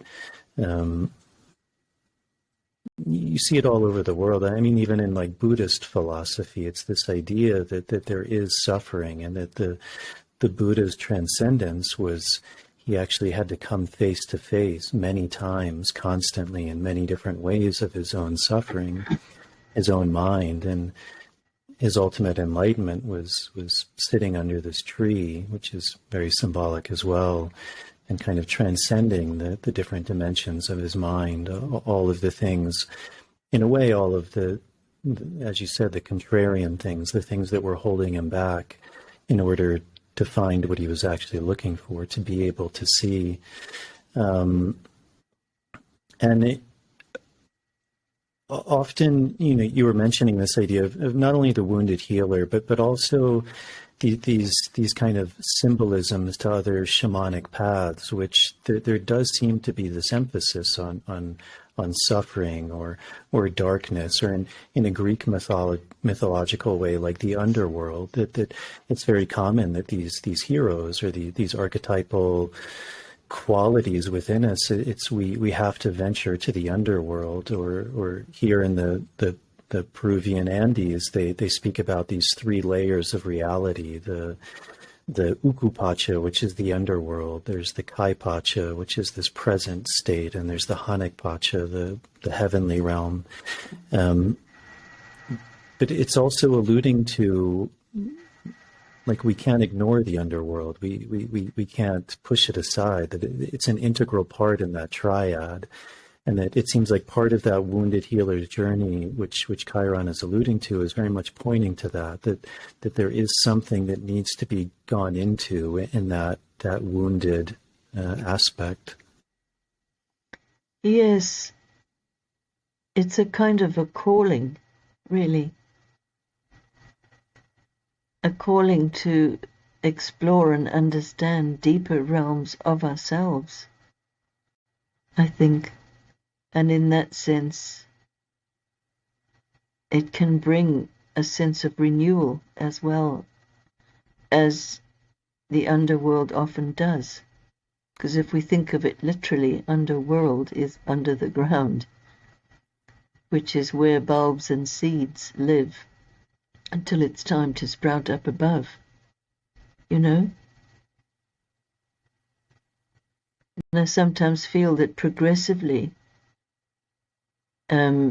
world cultures today, so all over the world, there is a kind of calling to the underworld to enter a process of transformation, and that's something which, if the call goes unheeded, or for whatever reason we're unable to hear it, it can result in immense suffering.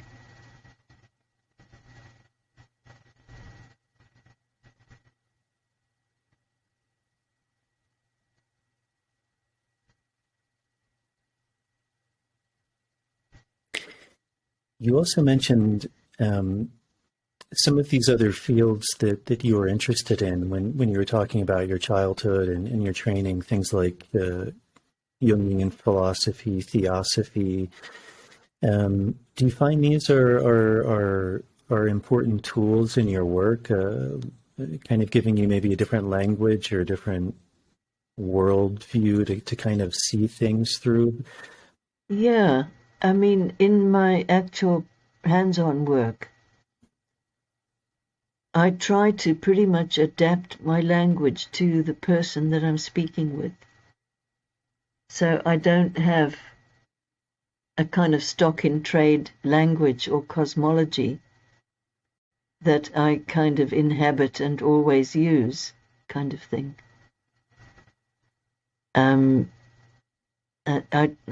I try to just be sensitive to where the person is at, and hopefully pick a language which makes sense to them,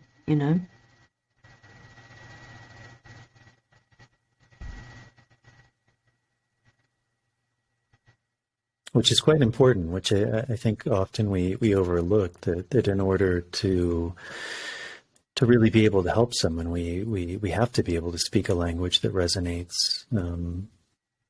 Okay, it's very fascinating here in Peru. I think there's a really interesting example of that, which was kind of the bringing in of Christianity, and how a lot of the indigenous people actually really melded that into their cosmovision, because it then gave the ability to speak to people in a language that they were able to understand, that something could be spoken about in the symbology of Christ or Mary in these ways that then really spoke to someone and touched someone and kind of allowed that healing to come in a way that could be accepted.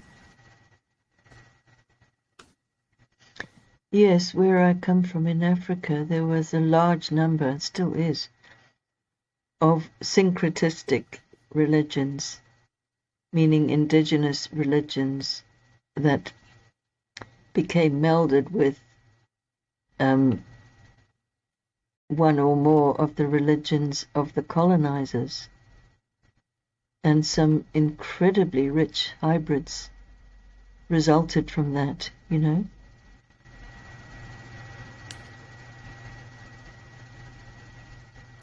You were speaking about this idea of kind of that Chiron also represented maybe a type of like shamanic initiation, or even this idea of like you were I think in one of the interviews I was listening to this idea that even a lot of this language of astrology could be seen in many indigenous cultures, for example, in their view of the spirit world, that there's something that there's something that's maybe unseen, and that's also part of what astrology is beginning to get at, is into this world that maybe is unseen, and yet there are people often in some indigenous societies that have developed tools or techniques or ways to be able to see or to commune or to communicate with what for many of us would be considered like an invisible world. How important do you think that is to astrology? Because it seems like a lot of what you're speaking about is actually alluding to that. Well, again, I'm not sure I can generalize, because the reality of and connection with those worlds is a very individual thing, because technically it's not part of the mainstream cosmology that we inhabit. And so, you know, people's individual experience of that sense of other dimensions will vary hugely. And so the degree to which that's important or not within their astrology will also vary, if you see what I mean. And again, in my feeling, there's no right way to do it in that sense, because ultimately, as with any kind of healing technique, it's an expression of the person who's practicing it, you know. You were saying something in your this, I think, very interesting idea that for you in your path, there was a lot of self-teaching, a lot of discovery, and that happened before you kind of got this formal training. And to me, there's also a real symbolism there too, in this idea of you as an individual, as your own experience of something, like finding something for yourself, versus this. Because once you go into a realm of a more formal training, that there's a certain collective idea behind that we as a group or a class or a teacher are agreeing that certain things are important, and that this is now how this is going to be taught or spoken of. And I was listening in one of the other talks you were doing that this time we're living in, and I think you were referencing it to Chiron, about this also dualistic aspect between this individual time where there's also a lot of collective. I mean, you can probably word it better, but I think you were speaking about it in this terms of there's almost like this collective hypnosis happening, or I think you even use the word like propaganda. And part of that is that dualistic nature of information, that we're being inundated by so much information, which is amazing because we do have access to so many things. But also it can become very difficult to decipher, like what is real and what's not real. And then that even gets into other things about as we're moving forward into more like artificial intelligence and how does that come into play. But it is really fascinating. And you know, one of the things that you seem very connected to are this being able to see things from different lenses, which for me is a sign of wisdom.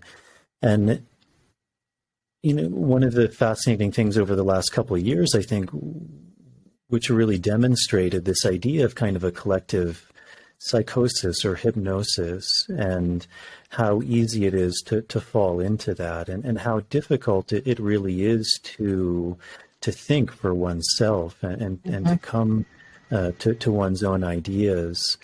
And, you know, I think it's even quite fascinating because even in this, as you were saying, like for you, astrology isn't necessarily in the mainstream. It's more one of these alternative forms of looking at the world. And even when you look at something like medicine, it's very fascinating because even in the last couple of years, while it seems there is an interest in alternative medicine, it seems like a lot of that was also very lost, and that there was only one narrative of what is health, what does it mean to be healthy, to be sane. And there was one worldview that very much took over, and if you didn't believe in that, you were considered a heretic.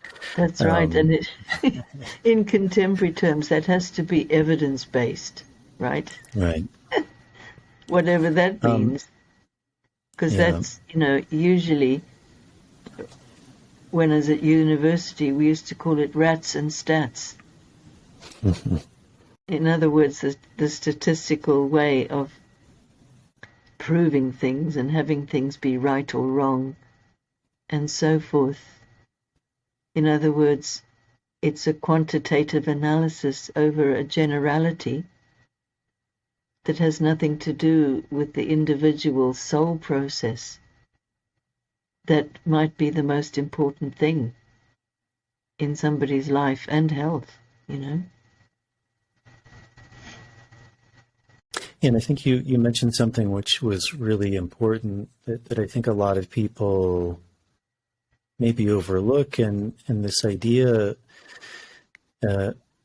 about being in health, you know, which is often correlated to this idea of integrity, of you know, being integral means to be whole. That means to be in ease. You know, a dis-ease is something when we're out of balance, when that wholeness has been broken.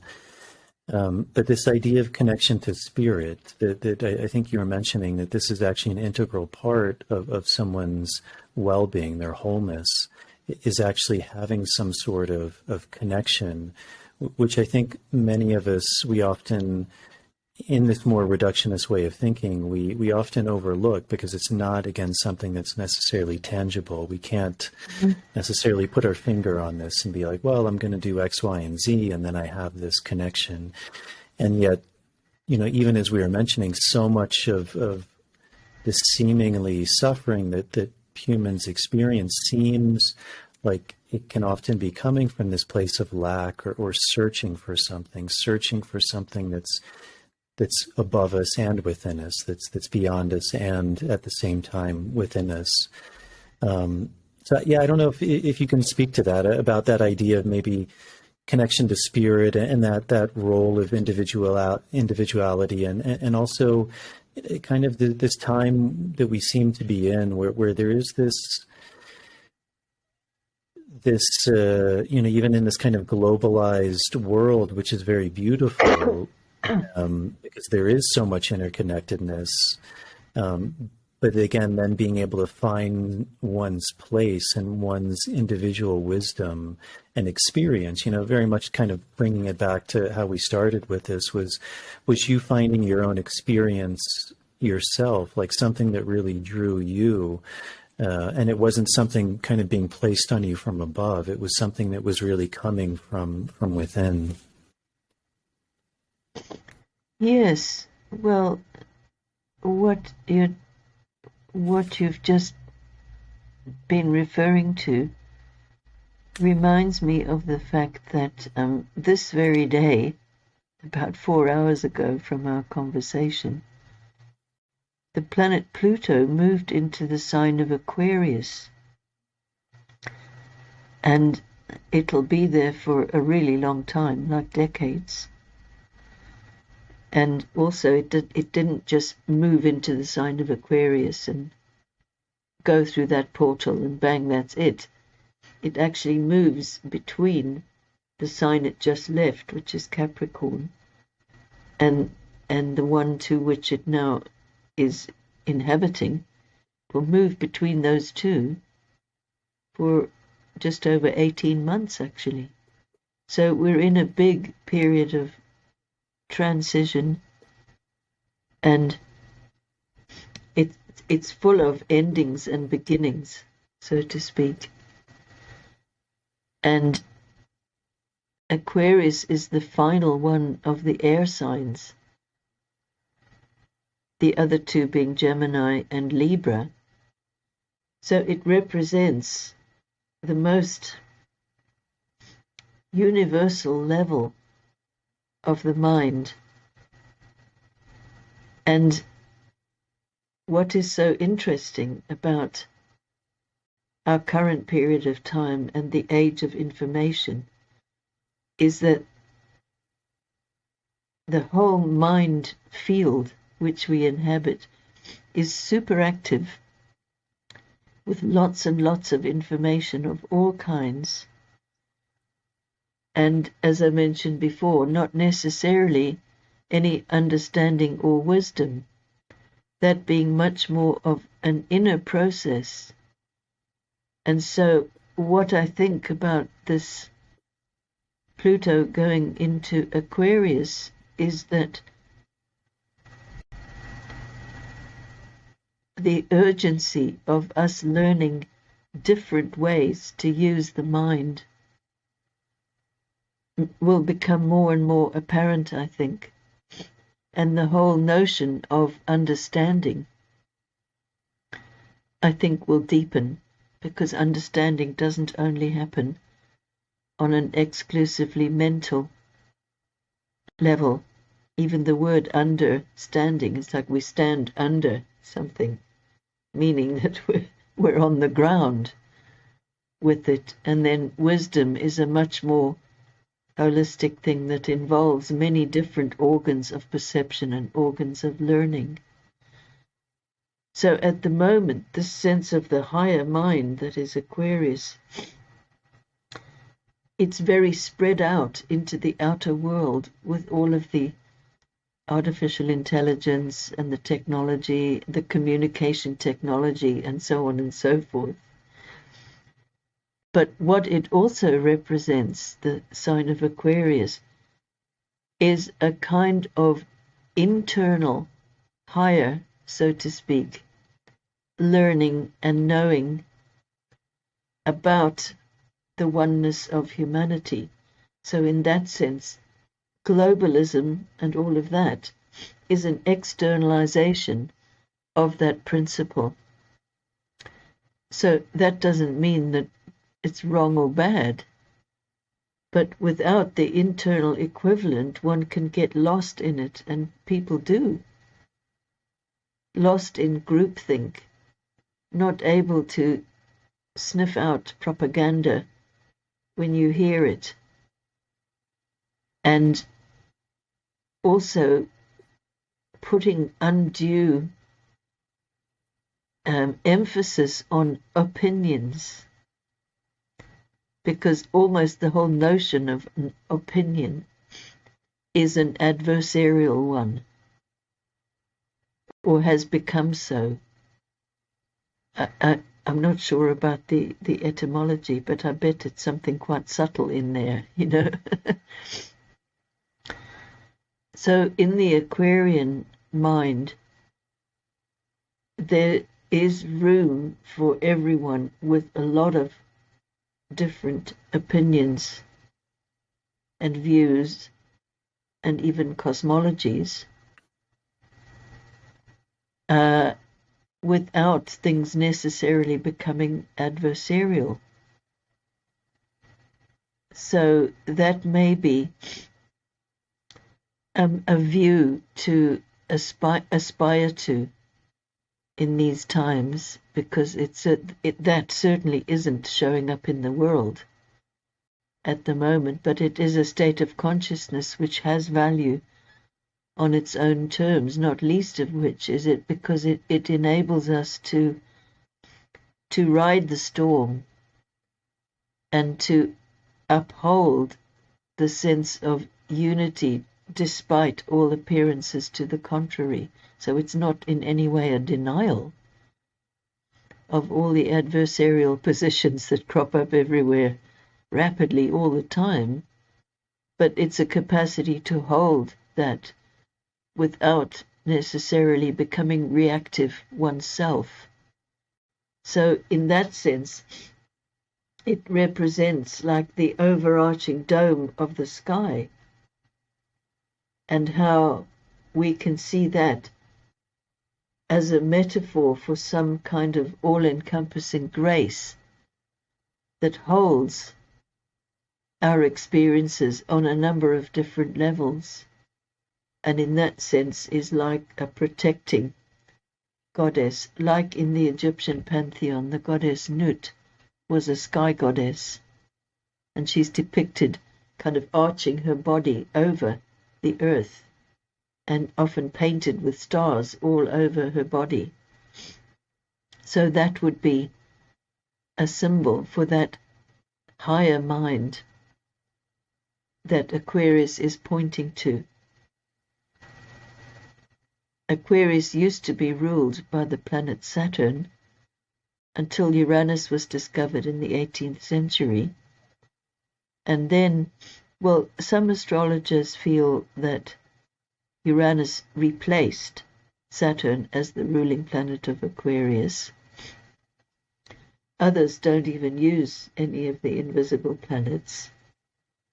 And I think possibly the majority would actually use both the traditional ruler and the new ruler, and to be interested in the dialectic that goes on between the two of them. So Aquarius is a sign that is associated with rebellion or revolution.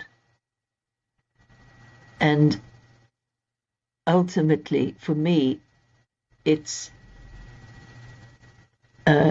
within its Aquarian rulership, it is a sign that represents the field of awakening. And that can be across a number of different levels.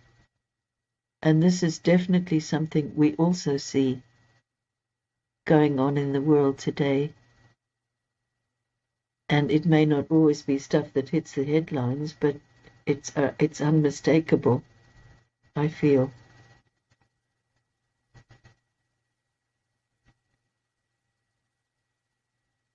You had a really beautiful quote, and I believe if I remember correctly, you said to be healthy during this time is a revolutionary act. Oh, yes. Yes, and I do really mean that, because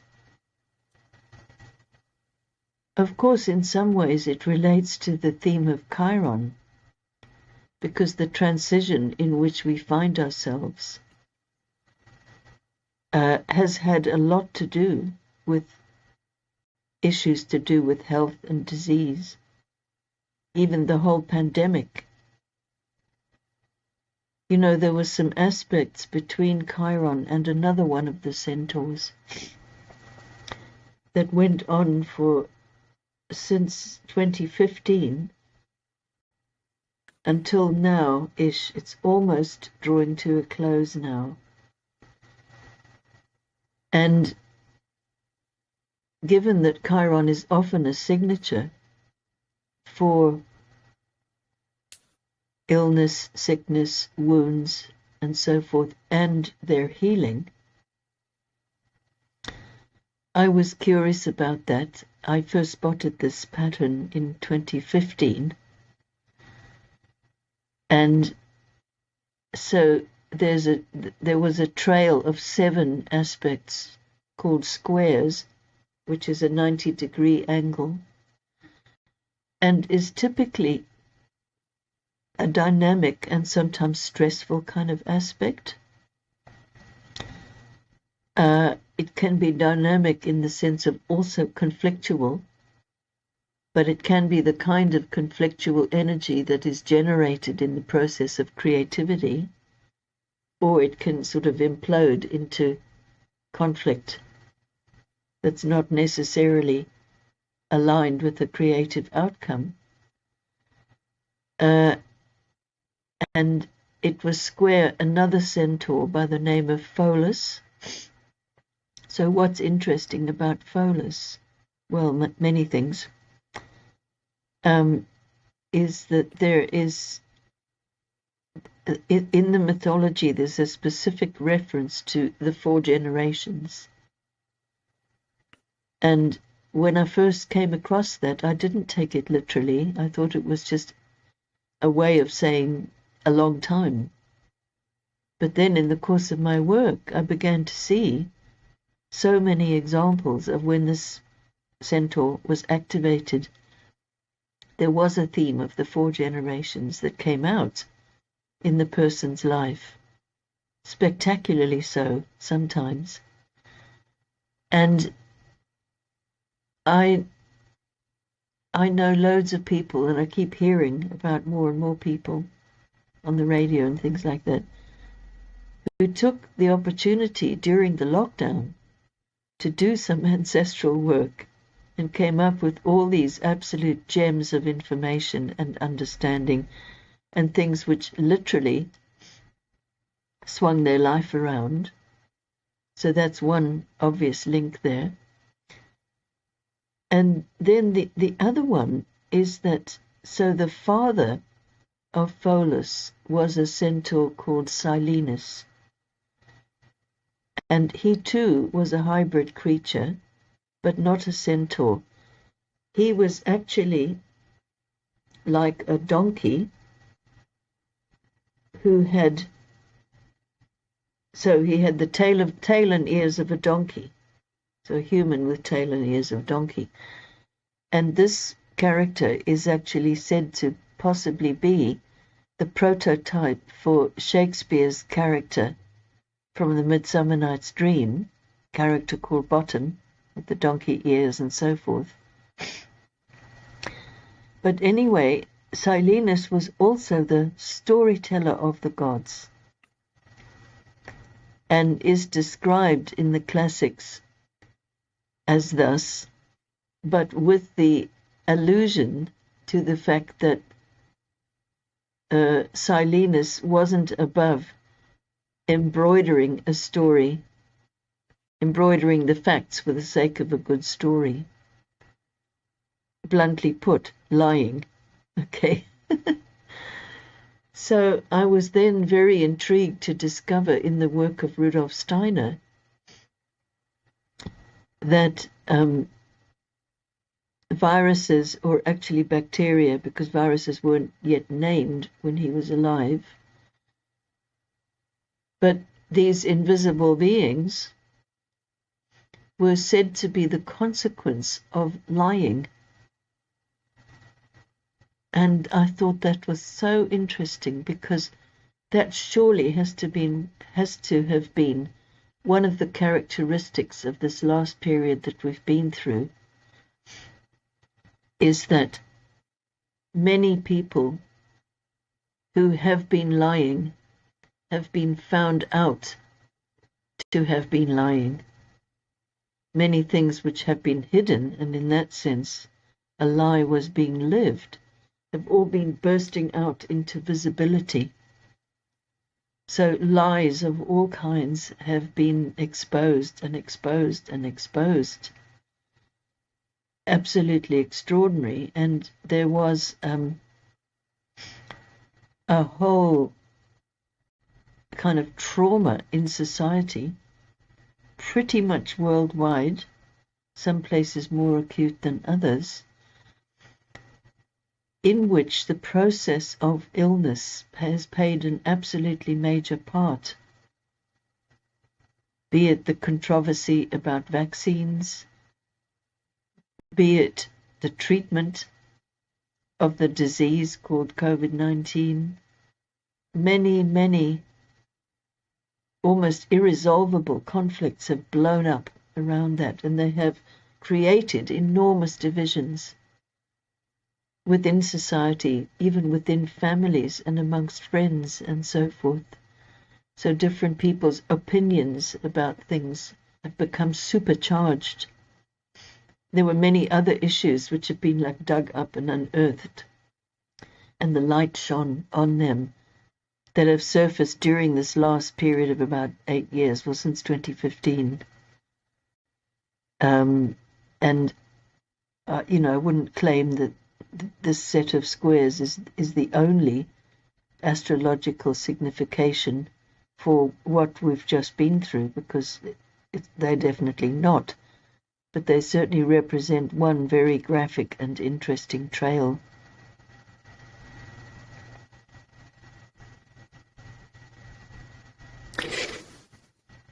If people are interested in learning more about astrology or incorporating elements of astrology into their lives, and I'm sure you must get this question a lot, and again, I'm sure it's very personal, but are there things people can do or resources where people can begin to better understand or begin to introduce these things into their lives in a more deeper way than, for example, reading the Sunday paper and what does your horoscope say for that day? Because, as you're saying, it's such a complex, I think, really science, and like any science, much like that example you used of this woman, like, where do I start?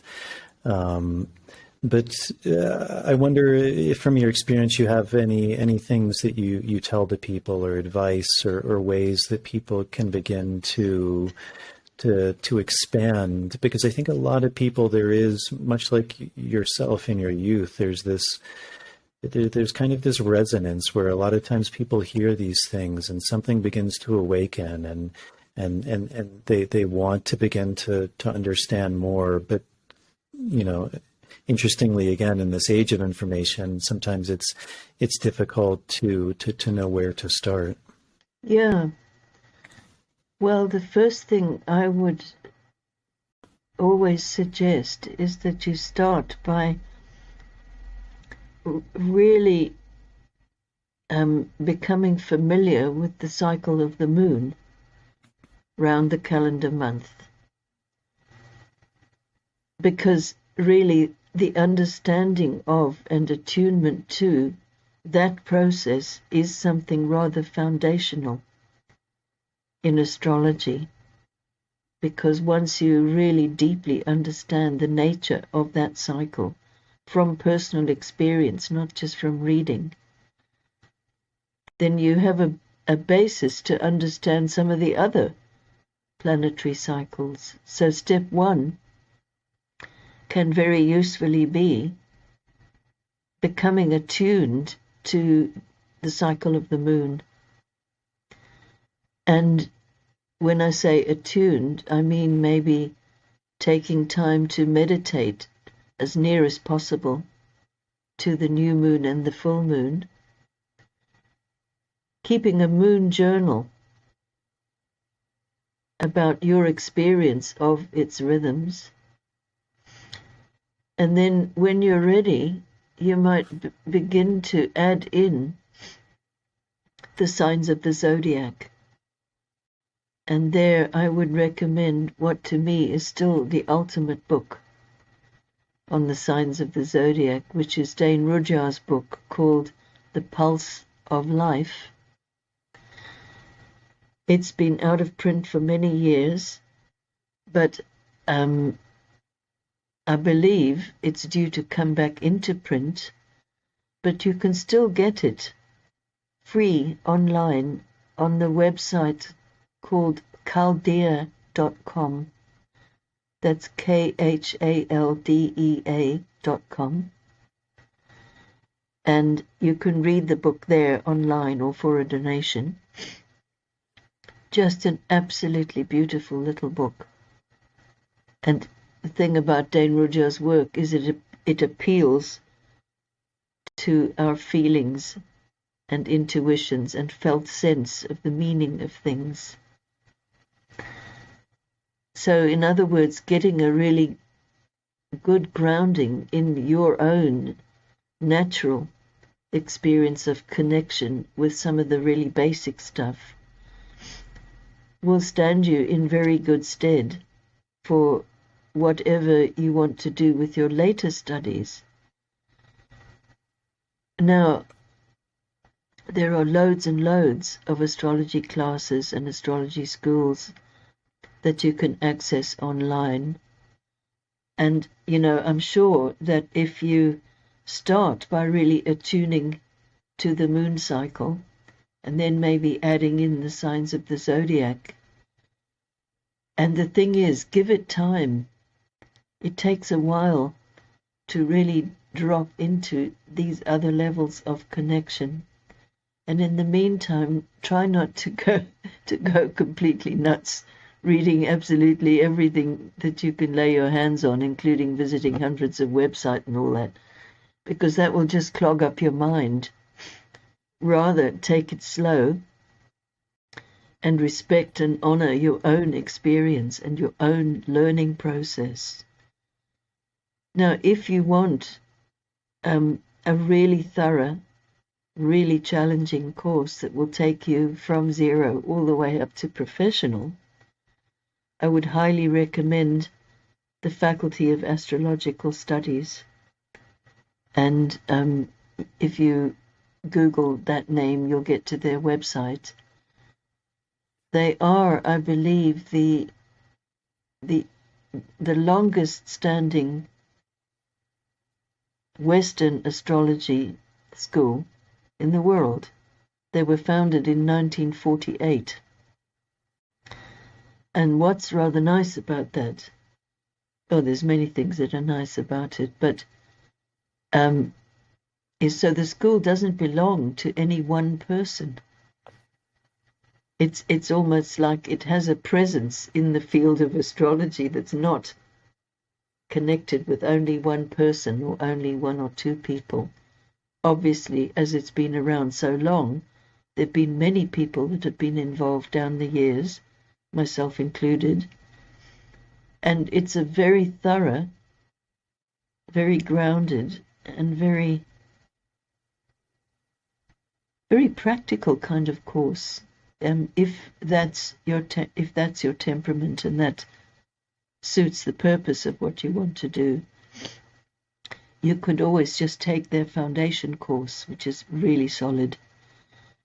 And in a sense, you can't go wrong with that, because that might be like a springboard for you to explore all kinds of other things until you find out what is your relationship with astrology. It could be that you have a real calling that's not just based on curiosity, but a real calling, like a drawing of your energy into that field, with the possibility of, giving your knowledge and insights as a service to other people, and so forth. So I would say don't rush it. Attune to yourself and your relationship with the moon, and reflect on what it is that you're wanting and what you feel drawn to.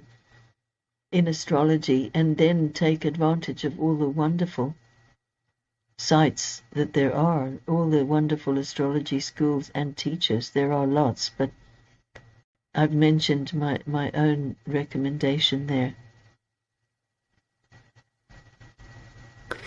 Well, wonderful, Melanie. Are there any topics that we didn't touch on that you would like to talk about further?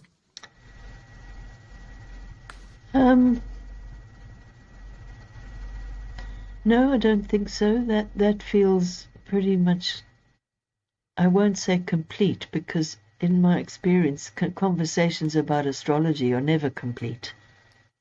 Because it can be like an endless unrolling, like, rabbits out of hats or whatever, an endless unrolling of different things to explore. But it's been lovely speaking with you, and thank you for the opportunity. Well, thank you, Melanie. It's been beautiful. I could listen to you talk about astrology and mythology for hours on end. We're actually coming up on 2.5 hours already. What? How is that possible? Wow. Yeah. I can't believe it. If That's not the first people, time that's happening. yeah. Yeah, time goes by often with these.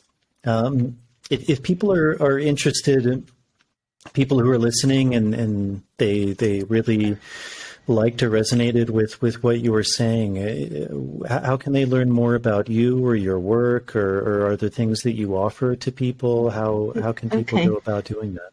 So I do have a website, which is just my name, MelanieReinhart.com. And there is a page referring to consultations. So there you'll see that I'm not taking any new clients at the moment.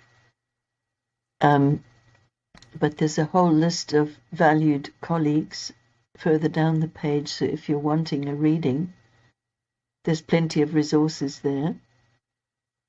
I also periodically write a newsletter, which you can sign up for if you want to. And there's quite a lot of material about all kinds of things on my website. In fact, it's rather like a jungle, in the sense of it's very dense with all kinds of stuff on it, and could probably use a bit of pruning, but you'd be welcome to browse your way around that. And there is a whole section on the moon, actually, which will include information about the current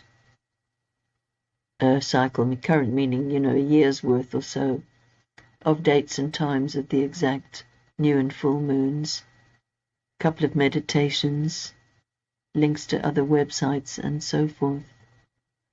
There's also an events page which will let you know of events that I'm doing forthcoming, and so forth.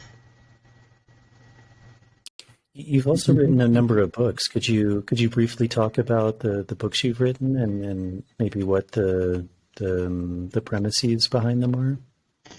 So the first one was published in 1989, and that was called Chiron and the Healing Journey. And that was, as comprehensive a study of Chiron as I could do at that time. Then, after the new centaurs began to be discovered, they were included in a book which was originally published under the title To the Edge and Beyond. And I loved that title, but the publisher of that time wanted to change it when it reprinted, because she said that it didn't really say anything about what was in the book. So then the new title included a specific reference to the other Centaurs, Pholus and Nessus. And the other half of that same book was a transcript of a seminar on the subject of Saturn. And then another book which was also transcripts of seminars, was about the nodal axis and the 4 angles of the horoscope. And all of those books were revised, and I republished them myself from 2010 to 2013. So the whole lot were revised and in some cases radically updated. In some cases only minor updates. So all my books are available on my from my website. You'll also find them on the usual book distribution websites like Amazon or Book Depository, those kind of things. But they are there on my website with a lot more information about what they're about and so forth. Well, Melanie, thank you so much. I really appreciate your time and you sharing so openly and sharing in your wisdom and all of the work you've done. And I really appreciate it and just the generosity of your sharing. So I wish you all the best. And like I said, I could listen to you talk for another couple hours. So maybe at some point in the future, we have you come on and share another 2.5 hours of wisdom. Well, thank you, Jason. It's been lovely speaking with you. All right, everyone. That's it. I hope you enjoyed that episode. I really enjoyed sitting down and listening to Melanie. She has a lot to share, and I think a really beautiful way of expressing herself, and not only with astrology, but just I think wisdom and life at large. So I very much appreciate that conversation, and I hope you all enjoyed it. As always, if you feel like you're gaining something from this podcast and you'd like to give back, that really helps me. It really helps the podcast. Patreon is a really good option. You can sign up for as little as $1 a month. There's different tiers you can sign up for. Those tiers give you also different things back, things like early access to shows, some bonus material, Q&As. I'll put a link to that in the show notes, and to all of the patrons, to all the people who are supporting that way. As always, thank you very much for your support. I really do appreciate it. There's also the ability to donate via PayPal. I'll put a link to that in the show notes as well. And then if you're not able to do that, helping with the algorithms really helps to get the show out to a bigger audience. So if you're watching this on YouTube, hitting the subscribe button, turning on the notification bell, liking the video, leaving any questions or comments in the comment section. And then with the audio version, still Apple Podcasts is the big one. So liking or following, subscribing to the show, and also leaving a star rating and a short review is also a really big help. So that's it. My guests coming up after this, I think I'm going to interview my friend and one of my jiu-jitsu teachers, Bruno. And I have a conversation coming up with Joe Moore, who I was on his podcast, Psychedelics Today. So he's going to be coming on this podcast. And there's a local guy who lives around here. His name is Andrew. He works with a lot of esoteric practices. I'm hoping to have him on. And then hopefully there's also a local Caro guy who hopefully I'm going to be introduced here to him soon. And I'd love to bring him on. That would be a conversation in Spanish, but I do the translation and subtitles for that. So as always, I hope to bring on some really fascinating guests. Again, I hope you all enjoyed this conversation with Melanie. Thank you to her for coming on. I hope you all are well. Thank you all for the support, and I will see you all on the next episode.